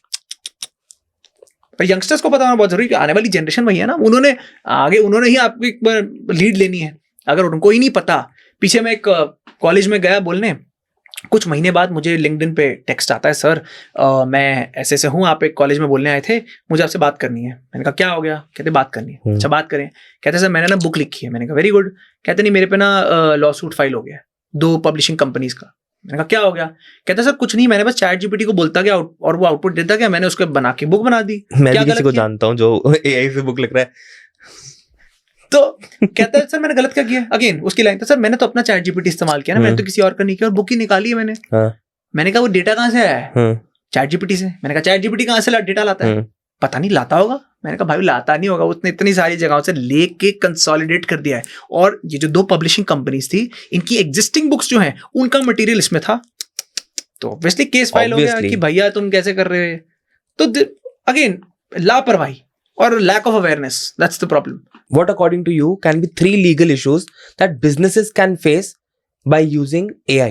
Number 1 for sure is compliance issues. Okay. जो अब नया जो हमारा digital personal data protection act इसी पर ही आया है। Okay. और इसका एक्ट का एक बड़ा एक आपको एक पेचीदा सा मैं बताता हूँ ये एक्ट इतना इंपॉर्टेंट क्यों है। ये एक्ट जब बाहर आया तो सब कॉर्पोरेट्स की नींदें उड़ गई। ऐसा क्यों? Okay. इसमें कहते हैं कि अगर आप कंप्लायंस करो, नहीं करोगे पेनल्टीज हैं। अच्छा पेनल्टीज अप टू ज्यादा नहीं, up to 250 crore, that's all. हाँ अप टू 250 करोड़। 250 करोड़ ही तो है। जीरो, लेकिन लोग कहते हैं अब कंपनीज 250 करोड़ थोड़ी देंगी। वर्ड है अप टू। ₹0 से लेके 250 करोड़, तो बीच में कहीं पे भी घुस जाओ। 250 करोड़ इतना बड़ा वो है। तो जब से ये एक्ट की चीज बाहर आई है तब से कंपनी बड़ी फॉर्चुनेटली विजिलेंट हो गई है कि बस क्या कंप्लायंसेस है। तो number 1 you have to do compliances with respect to data कैसे ले रहे हो, क्या ले रहे हो, क्यों ले रहे हो। नंबर 2 इज आपके एम्प्लॉइज को ट्रेन करना बहुत जरूरी है। कंपनीज में सबसे ज्यादा साइबर क्राइम एम्प्लॉइज की गलती की वजह से ही होते हैं। आप ये बात कर रहे हैं कि बड़ी से बड़ी दुनिया का बड़ा ब्रीच, कोई एक एम्प्लॉय ने गलत एक लिंक पे क्लिक कर दिया, पूरी उसका डेटा गया और रैंसमवेयर अटैक बन जाता है। नंबर 2। नंबर 3, आप again you have to update your software again and again. Criminal अब कोई घर में चोरी कैसे करता है? चोरी कोई एक जगह गैप देख के करेगा ना, खिड़की खुली है, दरवाजा खुला है। कंपनी का भी वही हाल है। क्या सॉफ्टवेयर पुराना है तो यहाँ पे लूप होल हो सकता है, या कोई एम्प्लॉय बेवकूफ है वहां जा सकते हैं हम। और अगेन अब सारा गेम अवेयरनेस का। एक और मैं आपको फनी इंसिडेंट बताता हूँ, ये तो बहुत पुराना 8-9 साल पुराना केस है। जब फेसबुक बहुत टॉप पे हुआ करता था, कपल है, कपल बड़े टेक सेवी, कपल एकदम रिच हैं और इनको घूमना बड़ा पसंद है। ये क्या करते हैं, हर चीज अपडेट करते हैं फेसबुक पे, ये कर रहे हैं, ये कर रहे हैं। इनको जाना है शिमला और इन्होंने कहा काउंटडाउन लगा दिया, 5 days to go, 4 days to go, now I am shopping, now I am doing this that. Shimla गए, हफ्ते के लिए आए, घर पूरा सब चट। अच्छा क्रिमिनल को भी पकड़ लिया फॉर्चुनेटली, क्योंकि इनकी पहुंच थी। बट मजे की बात क्या है, जब उससे पूछा आपने किया कैसे भाई, क्रिमिनल 6th standard पास भी नहीं है। और क्रिमिनल से पूछा कैसे, कहते कुछ नहीं बस फेसबुक। कैसे? कहते मैंने ना एक नकली डीपी लगा ली और मैंने इनको फ्रेंड रिक्वेस्ट भेजी। अब हम लोग क्या करते हैं, घुसते तो है नहीं है भाई, एक्सेप्ट फॉलोअर चाहिए भाई, एक्सेप्ट कर लिया होगा, फ्रेंड बन गए। तो ये भाई साहब को लाइव अपडेट मिलती थी हर रोज, 4 days टू गो, 3। इसको तो पता भी नहीं था कि ये कोई, किसी ने बस बोल दिया, इन्होंने ये ना घूमते बहुत हैं तो घर ज्यादातर खाली रहता है, तो इसके चलते उसने सोचा कि चल फेसबुक फ्रेंड बना तो देखता हूँ। उसको क्या पता था उसको लाइव अपडेट मिल जाएंगी कि मैं शिमला जा रही हूँ ये वो। और उन्होंने बोला है फेसबुक में, आपने देखा होगा वो भी आता है कि now checked in Shimla, checked in. उसने कहा 4 दिन है अपडेट मिल रही है, और 2 दिन आया, उसने अपने तसल्ली से चोरी की है। तो अगेन इट्स ऑल, आप कोई प्राइवेट चीज नहीं है यहाँ पे, सब कुछ पब्लिक में है। वो है ना, उसमें एक जोक भी था ना कि celebrating birthday eight McDonald's with 50 others. 50 other, exactly. ये आप लोगों को समझ नहीं आता है कि भाई ये प्राइवेट नहीं है। Again coming back to the first thing जिससे हमने पॉडकास्ट स्टार्ट की, हम इंटरनेट इस सबको गलत तरीके से देखते हैं। हमें लगता है फॉर ग्रांटेड, ठीक है, बढ़िया है, राइट। बढ़िया कुछ नहीं है, व्हाट डेडली है तो यार डेडली। तो मतलब I have seen the health care industry has somewhere condemned AI and said कि एआई का इस्तेमाल हेल्थ केयर के लिए तो नहीं ही होना चाहिए बिल्कुल भी। दे हैव कंडेम्ड इट, क्योंकि कह रहे हैं कि हेल्थ केयर के अंदर there are certain things medically जो कि एआई उसको कोरिलेट नहीं कर सकता। What according to you should be allowed, should AI be allowed to make decisions in healthcare and law enforcement? See, I believe AI will seep in everywhere. तो ये बोलना कि कोई इंडस्ट्री में AI नहीं आएगा, वो I don't feel that's the right approach. वो आएगा ही आएगा, आप कितनी कोशिश कर लो। हाँ, बट इसका आंसर आपको मिलेगा यूरोपियन यूनियन में जो लॉ आया है, उन्होंने बड़ी सिंपल अप्रोच रखी है। वो कहते हैं हम कंपनीज को अलग अलग कैटेगरीज में डिवाइड करते हैं। Low risk, medium risk, high risk, extremely high risk, अलग अलग कैटेगरीज हैं। रिस्क का मतलब आप एआई जिस इंडस्ट्री में इस्तेमाल कर रहे हैं, अगर वहां स्टेक्स बहुत ज्यादा है, आपने हेल्थ केयर का एग्जांपल लिया, यहाँ स्टेक्स ज्यादा है, आपने कुछ भी गलती किसी की जान जा सकती है। डिफेंस सेक्टर स्टेक्स ज्यादा है, तो जिस कंपनी की ज्यादा स्टेक्स हैं, कंप्लायंसेस भी ज्यादा होंगे। मतलब अकॉर्डिंग टू द स्टेक्स आपकी कंप्लायंसेस वैसी होंगी। And I believe that's a very good approach. आप सब पे सेम डंडा नहीं मार रहे हो। अब कोई कंपनी है वो थोड़ा सा एआई इस्तेमाल करती है, उसको दुनिया जान की कंप्लायंस करने की जरूरत नहीं है। तो आप रिस्क फैक्टर के अकॉर्डिंग, स्टिक्स के अकॉर्डिंग आप सेक्टर्स को बांटिए, कंपनी को बांटिए और उनको वैसी कंप्लायंस करने दीजिए। आई थिंक ओपन एआई ने भी कुछ ऐसी चीजें अभी लेके आई है जिसमें आप हेल्थ रिलेटेड क्वेश्चंस पूछते हो तो वो आपको डायरेक्टली बोल देती है कि मैं आपको इसका आंसर नहीं दे सकता। बट इसमें अगेन आप एआई से कुछ इनकी ऑब्वियसली पॉलिसीज हैं, बट अगर आप घुमा फिरा के पूछो फिर आपको बता दें। हाँ, क्योंकि मुझे अच्छे से याद है अभी से जब ओपन एआई स्टार्ट हुआ था, I know a lot of people who you know asked AI to prepare a diet plan, asked AI that I am having chest pain, what medicine should I take, and AI was giving a complete answer। मतलब आपके diagnosis बना के table में proper के proper कि आपको अच्छा ये इश्यूज हो रहे हैं, इसके लिए आप मॉर्निंग में ये मेडिसिन ले लो, दोपहर में ये मेडिसिन लो, शाम को मेडिसिन लो, आपकी प्रॉब्लम का सोल्यूशन हो जाएगा। But I think later after a few years that has been in the past like 2 years, AI ने धीरे धीरे उन चीजों को ये कर दिया कि these kind of questions should not be asked। आप वायलेंस के रिलेटेड क्वेश्चंस नहीं पूछ सकते। स्टेक्स हाई है ना, वहाँ पे स्टेक्स हाई है, क्योंकि अब आप कोई भी गोर कंटेंट या कोई हरासमेंट तो करना पड़ेगा, वरना तो कंपनीज गवर्नमेंट बोले बैन कर देगी। तो मोस्ट लाइकली हो सकता है कि फ्यूचर के अंदर अगर इन सब चीजों को नहीं देखा गया तो लोगों की इमेजेस को डीप फेक करके बनाना स्टार्ट कर देंगे। आई थिंक अभी देखो ना, एक्ट्रेसेस, पॉलिटिशियंस, इनका तो कितना हुआ है। अच्छा, लेकिन एक फर्क ये है कि देखो डीप फेक जैसा ऐसा बनाया ट्रॉमा रहता है, बट सेलिब्रिटीज और एक आम आदमी में बहुत फर्क है। आम आदमी का डीप फेक बनाना, उसकी रेपुटेशन सब कुछ है उसके लिए, तो आप you can't afford. And unfortunately deep fake को रोकोगे कैसे? एक बड़ी फेमस वीडियो आई थी पीछे, जहां फादर मदर हॉल में जा रहे हैं, हॉल में देखते हैं उनकी बेटी है स्क्रीन पे, और वो कहती है आपने बहुत गलत किया, जो मेरी इतनी सारी पिक्चर्स आप लोग सोशल मीडिया पे डालते गए, अब मेरे डीप फेक बन रहे हैं देखो। तो you can't stop, at least now it's very difficult to stop a deep fake. फैला दिया यार, क्या कैसे रोकोगे? और जो मैंने आपको शुरू में एग्जांपल बताया, एक 18+ वाले डीप फेक तो फिर भी कहीं ना कहीं लोग सिंपैथी दे सकते हैं आपको, कोई बात नहीं यार तुम विक्टिम हो गए। ऐसा डीप फेक जो रियलिस्टिक लगे, उसमें कहाँ आप डिफेंस ढूंढोगे? डिफेम कर दिया ना आदमी को, बिल्कुल ही बर्बाद कर दिया उसको उन सॉफ्ट पॉइंट्स पे, यू। और आप सोशल मीडिया पे अगर अपना जितना कंटेंट आप शेयर कर रहे हैं, उतना आप किसी को और इन्फॉर्मेशन दे रहे हैं, इसका अच्छे से डीप फेक बना। I think that's like hitting someone below the belt is something where एक आदमी इतने वल्नरेबल स्टेट में चला जाता है कि यार वो कुछ कर ही नहीं सकता। You are absolutely right in that. यार let's talk a little bit about dark web. मतलब I have kept this topic for the end, क्योंकि I personally मेरे लिए ना बड़ी fascinating चीज है dark web। कहते हैं कि dark web is a place where you find everything। मतलब जो चीजें हमारे लिए सेंसर्ड हैं, जो Illegal से चीजें illegal। हाँ एग्जैक्टली, इलीगल से इलीगल और लीगल से लीगल भी आपको डार्क वेब पे सब कुछ मिलता है। क्या ये सच है कि डार्क वेब पे सब कुछ अवेलेबल है?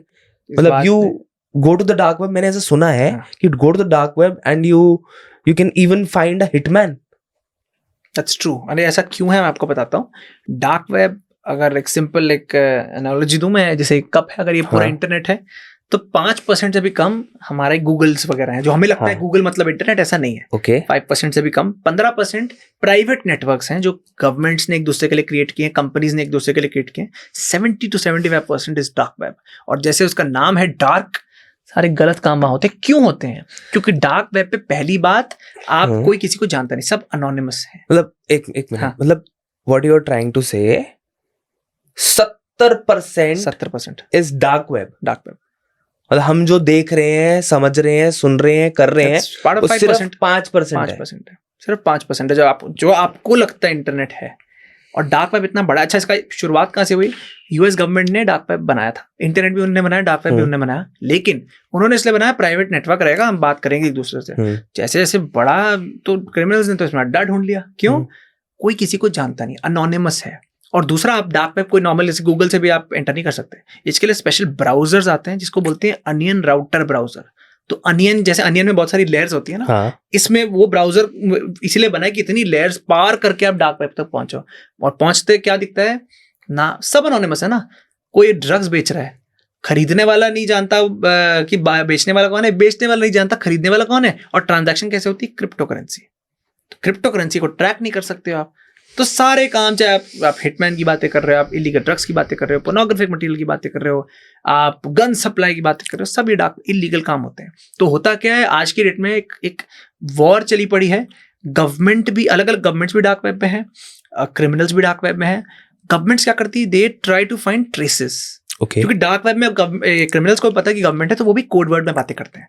सो अगेन वो ट्रेस फाइंड करने की कोशिश करती है, क्योंकि आपको पता नहीं दूसरा वाला कौन है ना, लेकिन आप ट्रेस जरूर फाइंड कर सकते हो कि यार कौन है, क्या होने वाला है, कहाँ स्मगलिंग होने वाली है, कहाँ सप्लाई करने वाले हैं।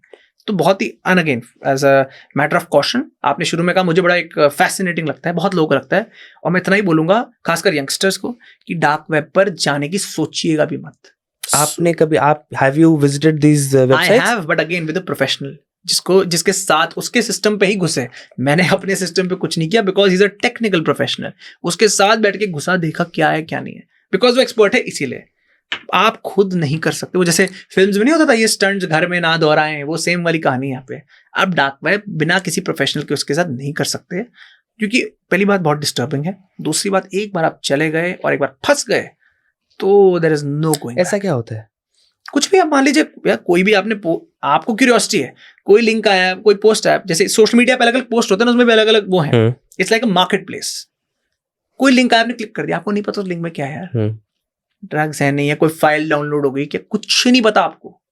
तो जो जगह में कुछ नहीं पता, तो कुछ चीज टच भी क्यों करनी है हमने?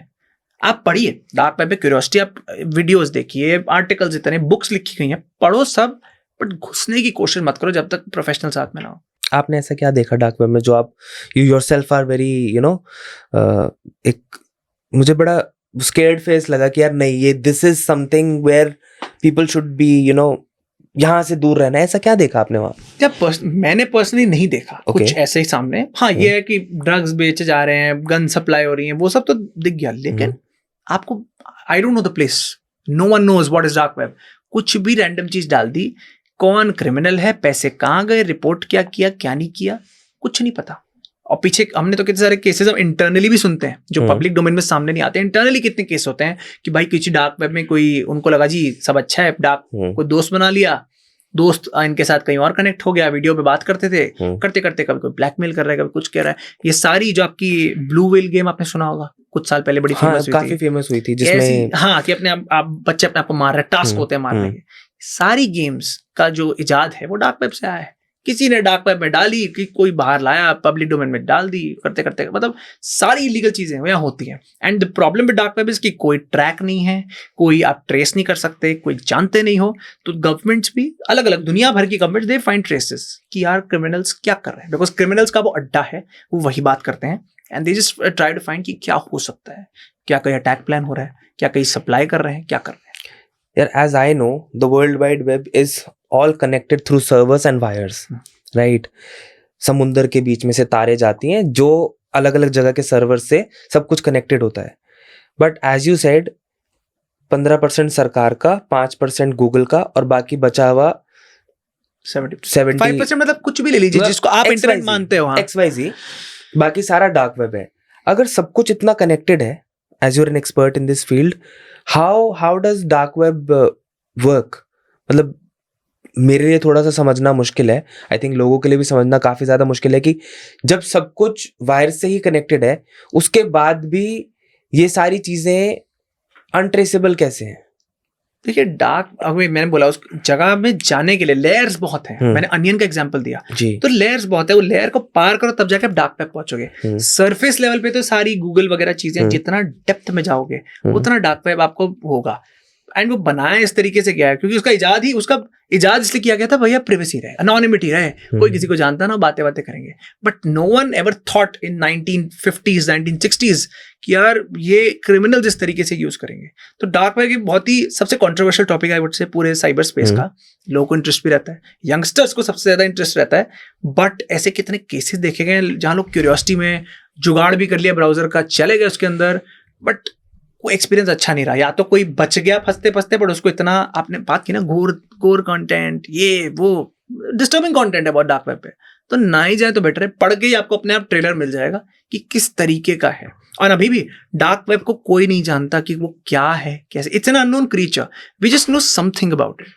सरकारें, experts, they are trying to find out. अब जैसे मैं तो मैं लीगल फील्ड से आता हूँ, मैं फिर भी इतना टेक्निकल नहीं हूँ. जो हार्डकोर टेक्निकल फ्रेंड्स है मेरे, जो इसी में दिन रात काम करते हैं, एथिकल हैकर्स होते हैं, उनसे जब बात करता हूँ उनको भी होता है, हम देख रहे हैं, नो वन नोज. जो बोल दे ना, और ये रियलिटी, जो बोल दे कि मुझे साइबर स्पेस पता है, कुछ नहीं है. ये नाम एक्सपर्ट टैग लग जाता है, but we don't know what is happening, what is there. What according to you, what trends in AI and cybersecurity should we be prepared for the next 5-10 years? 5-10 is number 1, IoT, internet of things, जो हम अभी भी देखते हैं. Internet of things मैं बहुत सरल भाषा में अगर बोलूं, इंटरनेट जब चीज़ों से जुड़ जाए, वॉच, एसीज, स्मार्ट टीवीज जिसको हम बोलते हैं, जब इंटरनेट वहां जुड़ जाए उसको हम इंटरनेट ऑफ थिंग्स बोलते हैं. Okay. तो इंटरनेट ऑफ थिंग्स एक ट्रेंड रहेगा आपकी हर एक चीज में. आप जो फ्यूचरिस्टिक फिल्म्स देखते हैं उनमें भी तो ये होता है. अब आज की देख लीजिए, एलेक्सा प्ले दिस म्यूजिक, या हमारे विंडोज जो होती हैं, ओपन क्लोज, टीवी ओपन, ये वो. इनफैक्ट पहला तो ये हो गया. दूसरा इसका जो नेक्स्ट लेवल है वो है आपकी चिप्स. तो जो इलन मस्क है वो इस पे काफी काम कर रहे हैं कि आप एक ऐसी चिप यहाँ डाल दीजिए कि आप अपनी ड्रीम्स रिकॉर्ड कर सकते हैं, बिना बोले टेलीपैथिकली आप चीजों को कंट्रोल कर सकते हैं. ये एक ट्रेंड आना है पहला. दूसरा, एआई और सीप इन कर जाएगा. अलग अलग जितना हम एआई को जानते हैं, एआई अभी 3-4% पे भी नहीं आया अपने, वो बढ़ेगा. अच्छा बुरा दोनों में, मैं सिर्फ नेगेटिव नहीं कह रहा, पॉजिटिव भी बढ़ेगा, बट बढ़ेगा. तो बी प्रिपेयर्ड. डोंट ये मत बोलो कि यार एआई खत्म हो गया, खत्म नहीं, बस शुरुआत हुई है उसकी. नंबर 3, आपने .com बबल का नाम सुना होगा, कुछ साल पहले हुआ था. .com बबल अर्ली 2000s में हुआ था, जहां पे जैसे इंटरनेट आया, जो कंपनी अपने आगे .com लगा देती थी उसको अंधा पैसा मिलता था इन्वेस्टर्स से. फंडामेंटल्स नहीं देखने, कुछ नहीं देखने, पैसा मिल गया, डोमेन. तो एक बबल क्रिएट हो गया. जैसे फटा, इतनी bank करप्सी, world wide economical crisis आ गया था, और उस .com बबल से निकली आपकी है गूगल, फेसबुक वगैरह. तो मैं ये देख रहा हूं कि अभी एक एआई के अराउंड भी बबल बनता जा रहा है. जो कंपनी, आपने खुद देखा है, आप अगर ये ट्रेंड देखें स्टार्टअप्स में, जो कंपनी एआई में काम कर रही है ना, धड़ाधड़ उसको पैसे मिल रहे हैं, चाहे फंडामेंटल ठीक है नहीं है, क्या है. तो एक बबल, और एक बबल हमेशा सोसाइटी में धीरे धीरे फॉर्म होता है एक गैप के बाद. तो मुझे एक एआई का एक बबल फॉर्म होते दिख रहा है, जॉब्स में भी, हर जगह. वो बबल जिस दिन फटेगा बहुत एक शॉकिंग रहेगा. बबल फटने का मतलब ये है कि बहुत जॉब्स जो हमें लगा बहुत अच्छी हैं वो धरी की धरी रह जाएंगी. कंपनीज ने जो पैसे उठाए हुए वो धरी की धरी रह जाएंगी. या fundamental should be strong. Fundamentals in terms of what kind of precautions you are doing. And number 4 जो मैंने बोला है, जिसके लिए मैं खुद एक्साइटेड हूं, दैट इज सुपर इंटेलिजेंस, जो मैंने बात की है शुरू में पॉडकास्ट के. वो ऐसी चीज है जो मतलब सुनने में लगता है कि यार ये तो कोई आप मूवी की बात कर रहे हो, बट अगर वो आ गई तो बहुत बड़ा क्वेश्चन है. क्योंकि देखिए, हम सिर्फ इंडिया की बात करते हैं, बट साइबर तो वर्ल्ड वाइड है ना. आप चाइना चले जाओ, जापान चले जाओ, वहाँ हर साल रोबोट्स के वो होते हैं एक्सपोज. हमारे यहाँ कार के एक्सपो होते हैं, वहाँ रोबोट के एक्सपो होते हैं. एंड आप यूट्यूब वीडियो पे बस लिखो जापान रोबोट एक्सपो या वर्ल्ड वाइड रोबोट एक्सपो, आप हैरान हो जाओगे कि बॉस ये मतलब ये इंसान है, रोबोट है, क्या है ये, या इस हद तक लेवल पे पहुंच गए हैं। तो रोबोट्स के जो हम वो लिटरल रोबोट्स की जो हम बात करते हैं, वो रोबोट्स भी धीरे धीरे आने शुरू हो रहे हैं। और अगेन वो स्टार्ट छोटे से होगा, घर की सफाई करने के लिए छोटा सा रोबोट, धीरे धीरे एकदम से नहीं आ जाएगा ह्यूमन रोबोट, धीरे धीरे, बट वो आप ट्रेंड्स देखना शुरू कर दोगे। What according to you would be one advice to individuals and businesses about navigating the age of AI? What would it be? One advice, I follow this framework जो मैं बड़ा मतलब मेरे को लगता है suitable framework है सबके लिए। I call this as the SPA framework, SPA। तो वो वाला सोना वाला SPA नहीं है, ये SPA framework है। अगर इसका ये इजाद हुआ है 3 चीजों से, SPA, स्किलफुल, प्रिडिक्टेबिलिटी, अडेप्टेबिलिटी। अगर आप ये 3 चीजें दिमाग में रखते हैं तो आप नेविगेट जरूर कर पाएंगे कि आगे क्या हो रहा है। You will be prepared. Number 1 is being skilful. Skilful का मतलब ये नहीं कि जी मैं कोडिंग करना शुरू हो जाऊं या जो दूसरे कर रहे हैं मैं स्किल करना शुरू हो जाऊं। आप पहले होमवर्क करो कि आपकी इंडस्ट्री में कौन सा स्किल रिक्वायर्ड है, आप वो लीजिए, आप वो स्किल्स की तैयारी करिए, क्योंकि आपकी इंडस्ट्री में वही स्किल्स काम आएंगे। Number 1 is that. Number 2 is predictability. एक बार आपको स्किल्स मिल जाते हैं तो आप ये देखिए, सारे स्विगी जोमैटो क्या है, कोई बंदा अपनी इंडस्ट्री की इतनी उसने नॉलेज गेन की, उसको ना जब इतनी नॉलेज हो जाती है आपके पास तो आपको कुछ लूपहोल्स दिखाई देने शुरू हो जाते हैं इकोसिस्टम में। ये यही स्विगी जोमैटो ने क्या किया, यही सभी तो किया, ओला उबर ने क्या किया। तो जब आप स्किलफुल यानी नॉलेजेबल एक हद तक हो जाते हैं तो आपको लूपहोल्स, अपॉर्चुनिटीज अपने आप उसके हाइपोथेसिस आप निकाल सकते हैं। आप एस्ट्रोलॉजर नहीं बन रहे, बट आप एक सेंसफुल हाइपोथेसिस निकाल सकते हैं, ये चांसेस इसके हाई हैं। तो आप प्रिडिक्टेबिलिटी आ जाती है, आप थोड़ा प्रिडिक्ट कर पाते हैं कि यार ट्रेंड होने क्या वाला है। And third is adaptability. आप स्किलफुल हो गए, प्रिडिक्टेबल हो गए, आपने ट्रेंड को पहले कर लिया, हो गया। आप कभी नहीं बोल सकते जी मैंने ट्रेंड पकड़ लिया अब हो गया। Adaptability is the name of the game. चीजें आ रही हैं, चीजें जा रही हैं। इसका छोटा सा एग्जांपल है प्रॉम्प्ट कमांड इंजीनियरिंग। ये ऐसी चीज थी जो भी पिछले 2023 में ये लोगों ने बोला this is the future, coding को ये रिप्लेस कर देगा। प्रॉम्प्ट कमांड इंजीनियरिंग का सिंपल मतलब इतना है, आपको एआई से अच्छे से बात करनी आती है। You know what kind of inputs has to, कौन से क्वेश्चन आप पूछ सकते हैं एआई से जिससे आउटपुट्स बाहर आएंगे। लोगों को लगा प्रॉम्प्ट कमांड इंजीनियरिंग फ्यूचर है। मैं देख रहा था कितने कोर्सेज लोगों ने निकाल दिए यूट्यूब वगैरह पे। 2024 आ गया, पिछला साल, और जो कंपनीज हैं उन्होंने ऑटोमेटिकली जो प्रॉम्प्ट्स है वो साथ में देने लग गई। तो उसकी जरूरत ही नहीं, प्रॉम्प्ट लिखने वाले की जरूरत नहीं है। तो जो 1 साल पहले आपको लगा जी यही फ्यूचर है, वो अगले साल रिडंडेंट हो गया। तो learn unlearn, you have to be adaptable. चाहे आप कंपनी हो चाहे इंडिविजुअल हो, आप कोई भी स्ट्रैटेजी फॉलो कर रहे हैं, उसकी जो डेट है वो लॉन्ग लास्टिंग नहीं है, वो कभी ना कभी जल्द ही वो रिडंडेंट हो जाएगा। And you have to be prepared कि अब कुछ अडॉप्ट करेंगे वो खराब हो जाएगा, फिर कुछ करेंगे फिर खराब हो जाएगा। तो अगर आप ये 3 चीजों को दिमाग में रखते हैं तो चाहे आप स्टूडेंट हो, चाहे वर्किंग प्रोफेशनल हो, चाहे कंपनी हो, आप अपना आगे का पाथ नेविगेट कर लेंगे। Yeah, you have been a mentor, you have been a TEDx speaker for a long time.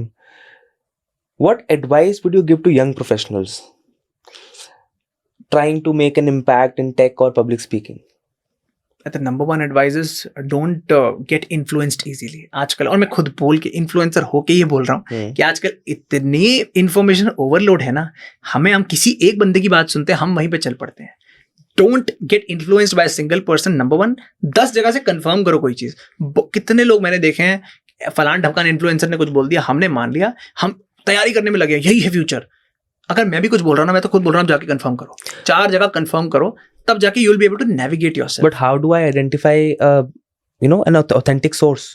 You will, देखिए अब मैं हूँ, कोई किसी की शक्ल पे तो नहीं लिखा होता ऑथेंटिक कौन है कौन नहीं है, कोई बड़ा चढ़ा के भी बोल सकता है ना। लेकिन आप जब 4 जगह, किसी बंदे ने एक स्टेटमेंट बोल दी, 4 जगह से आपको सेम चीज सुनने में आ रही है, देन यू कैन वेरीफाइड कि हाँ जी ठीक है, ये वेरीफाइड सोर्स है। तो पहली बात इन्फ्लुएंस ना हो। नंबर 2, जो एक क्लीशेड एडवाइस मेरे को लगती है बट आई थिंक वही ट्रू है, master your fundamentals first, don't go after hacks. Hacks के पीछे लग जाते हैं। फंडामेंटल जिस भी फील्ड में आप हैं, ये आपने पब्लिक स्पीकिंग और आपने साइबर की बात की है, आपको फंडामेंटल अगर नहीं पता तो आप कितने भी हैक हुक कर लें, आप मतलब आपका बेस सॉलिड नहीं रहेगा। And number 3 is adapt the trends. अगर आप अडैप्ट द ट्रेंड्स का मतलब अगर एआई आ रहा है, मैं अगर अपना एग्जांपल दूं, इकलौता चीज जो मैं मानता हूं कि मैं अगर टेडेक्स की उसमें सक्सेसफुल रहा हूं, वो इसीलिए है मैंने एक ऐसी फील्ड, साइबर स्पेस तो मेरा फील्ड है, बट उसमें एक ऐसा टॉपिक पकड़ा जो लोगों को सुनना है। एआई की मदद से इतने लोगों ने कहा कि तुम आओ भाई, हमें तुम्हें सुनना है। अगर मैं कुछ और ऑनेस्टली स्पीकिंग, अगर मैं ब्लॉकचेन पकड़ता, कुछ पकड़ता, नहीं होता। People are not interested. You have to see what the market wants, trend कहाँ जा रहा है, आप वो पकड़िए, आपकी डिमांड अपने आप बढ़ जाएगी। Let's fast forward to 2030, 2035.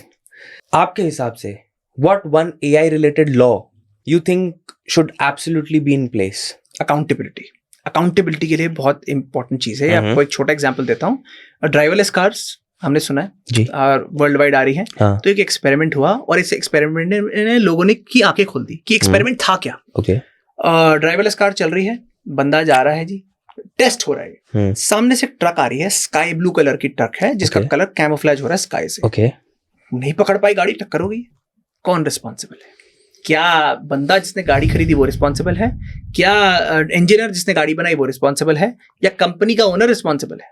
और अगर आप कहेंगे इंजीनियर, और इंजीनियर ने प्रूव कर दिया सर ये तो एक रेयरिटी है, मैंने तो ऐसे कुछ करा ही नहीं था, ये तो टेक्निकल ग्लिच है, तब कौन रिस्पॉन्सिबल है? तो अकाउंटेबिलिटी, किसी लॉ में अकाउंटेबिलिटी ना हो तो उस लॉ का फायदा क्या? अगर आप किसी को ये नहीं पकड़ के बोल सकते भाई तुम्हारी गलती है, तुम गिल्टी हो, तो इस लॉ का फायदा नहीं है। तो आने वाले टाइम में एआई रिलेटेड चीजें, AI not a human being will do crimes thanks to AI, but AI खुद से भी कोई क्राइम कर देगा जो किसी के हाथ में नहीं है। और आप कंपनीज को भी नहीं पकड़ सकते, क्योंकि कंपनी जैसे ओपन एआई वो कहती है, या कोई भी कंपनी कहती है भाई एक हद तक हमारे हाथ में है, उसके बाद हमारे हाथ में नहीं। एआई कब अपना दिमाग इस्तेमाल कर ले, कुछ प्रिकॉशंस हम करेंगे, बट वो कब कर ले, तो कोई हम भगवान तो नहीं है ना।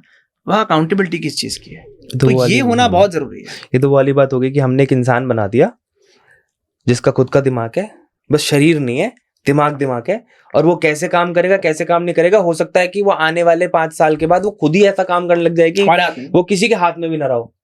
That sounds very dangerous. And that's why AI has to be accountable. आज AI देखिए ना, AI मैं अगर लॉ की भाषा करूं, ना AI कोई नेचुरल पर्सन है, ना AI कोई कॉर्पोरेट है, AI की कोई एंटिटी नहीं है। तो मेरा ऐसा मानना है कि लॉ में एक अलग जगह बनानी चाहिए AI को रिकॉग्नाइज करने की, कि जब AI की गलती हो, AI अकाउंटेबल हो, और at the end of the day company को कहीं ना कहीं जुर्माना, क्योंकि कंपनी ही नहीं उसको बनाया, तो कहीं ना कहीं आप AI से थोड़ी पैसे वगैरह मांगोगे, आप कंपनी में कहीं ना कहीं बिल डालोगे, जहां obviously provisions like cyber insurance ये सब चीजें आ जाएंगी। आई थिंक जो लोग AI बिल्ड कर रहे हैं उन लोगों को AI को इस तरीके से ट्रेन करना चाहिए कि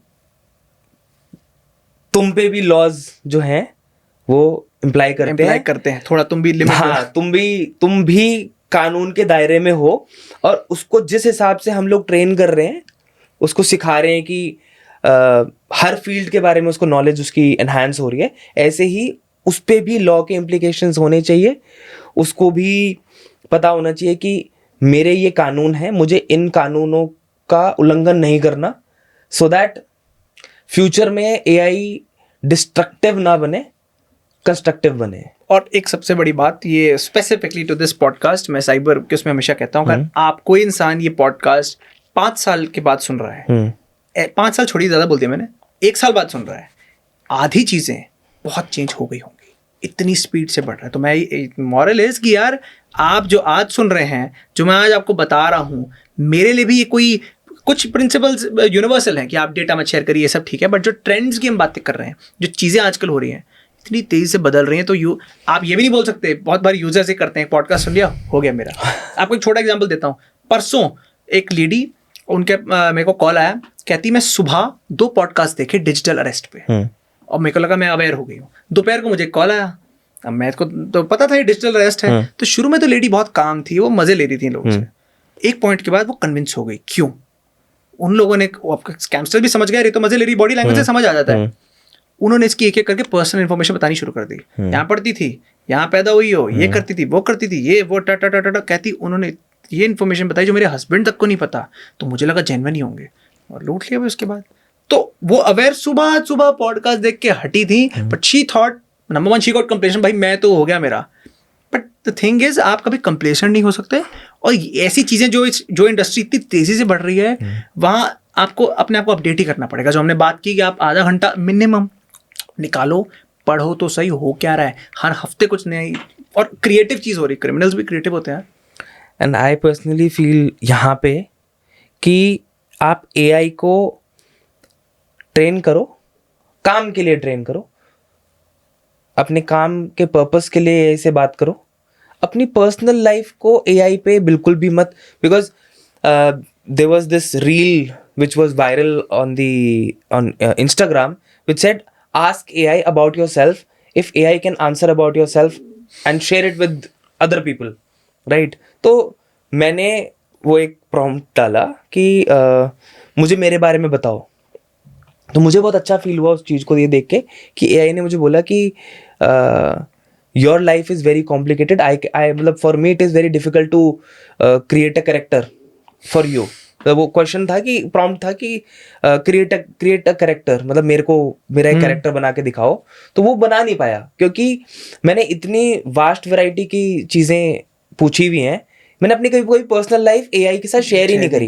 and I have seen that a lot of people share their biodatas, their personal life, each and everything about themselves with the bot, कि वो बॉट आपके बारे में आपसे ज़्यादा अच्छे तरीके से जानता है। उसको ये भी पता है कि आपको खाने के लिए क्या पसंद है, आप ड्रिंक्स में क्या पसंद करते हो, और आप घूमने के लिए कहाँ जाना चाहते हो। वो क्यूरियस हैं और हाँ। अवेयर नहीं है कि यार हम क्या कर क्या रहे हैं, हम किसको दे रहे हैं अपनी personal information. That's again awareness की सारी आइटनरी बना रहे हैं लोग, मतलब वो अपनी ट्रैवल आइटनरी बना रहे हैं, वो अपने मतलब even they are talking, they are asking questions about their personal sexual, मतलब whatever. You won't believe कितने, मैं जब स्कूल या कॉलेजेस में जाता हूँ बात करता हूँ, कितने बच्चे एडमिट करते हैं ऐसी यू सेड सेक्सुअल या कोई ऐसी चीजें जो माँ बाप से नहीं कर सकते। हाँ। आजकल फ्रेंड्स भी इतने रहे नहीं है, तो जी एक बेस्ट फ्रेंड मिल गया एआई। वही तो प्रॉब्लम सब है, पूछ रहे हैं, सब पूछ रहे हैं और सब कुछ, और अपना पर्सनल रेफरेंस देखिए। एक होता है सवाल पूछना, क्या ये चीज़ सही है नहीं है, एक होता है अपना रेफरेंस देना, मैं ये हूँ करते करते करते, और क्या ये चीज़ सही है नहीं है। तो आप पर्सनल इन्फॉर्मेशन पब्लिक डोमेन में डाल रहे हो, और उतना ही जितना डेटा दे रहे हो उतना आप किसी और को मौका दे रहे हो आपकी लाइफ में और घुसने का, और घुसने का दिमाग में भाई एक बंदा क्या करता है, कैसे करता है, क्यों करता है। Thank you so much, Sakshar, for coming and giving us all the insights and updates about what is happening and what all cyber crimes all about, and how AI can be, useful and harmful to humankind. So thank you so much for coming and sharing all the insights. Thank you so much, thank you.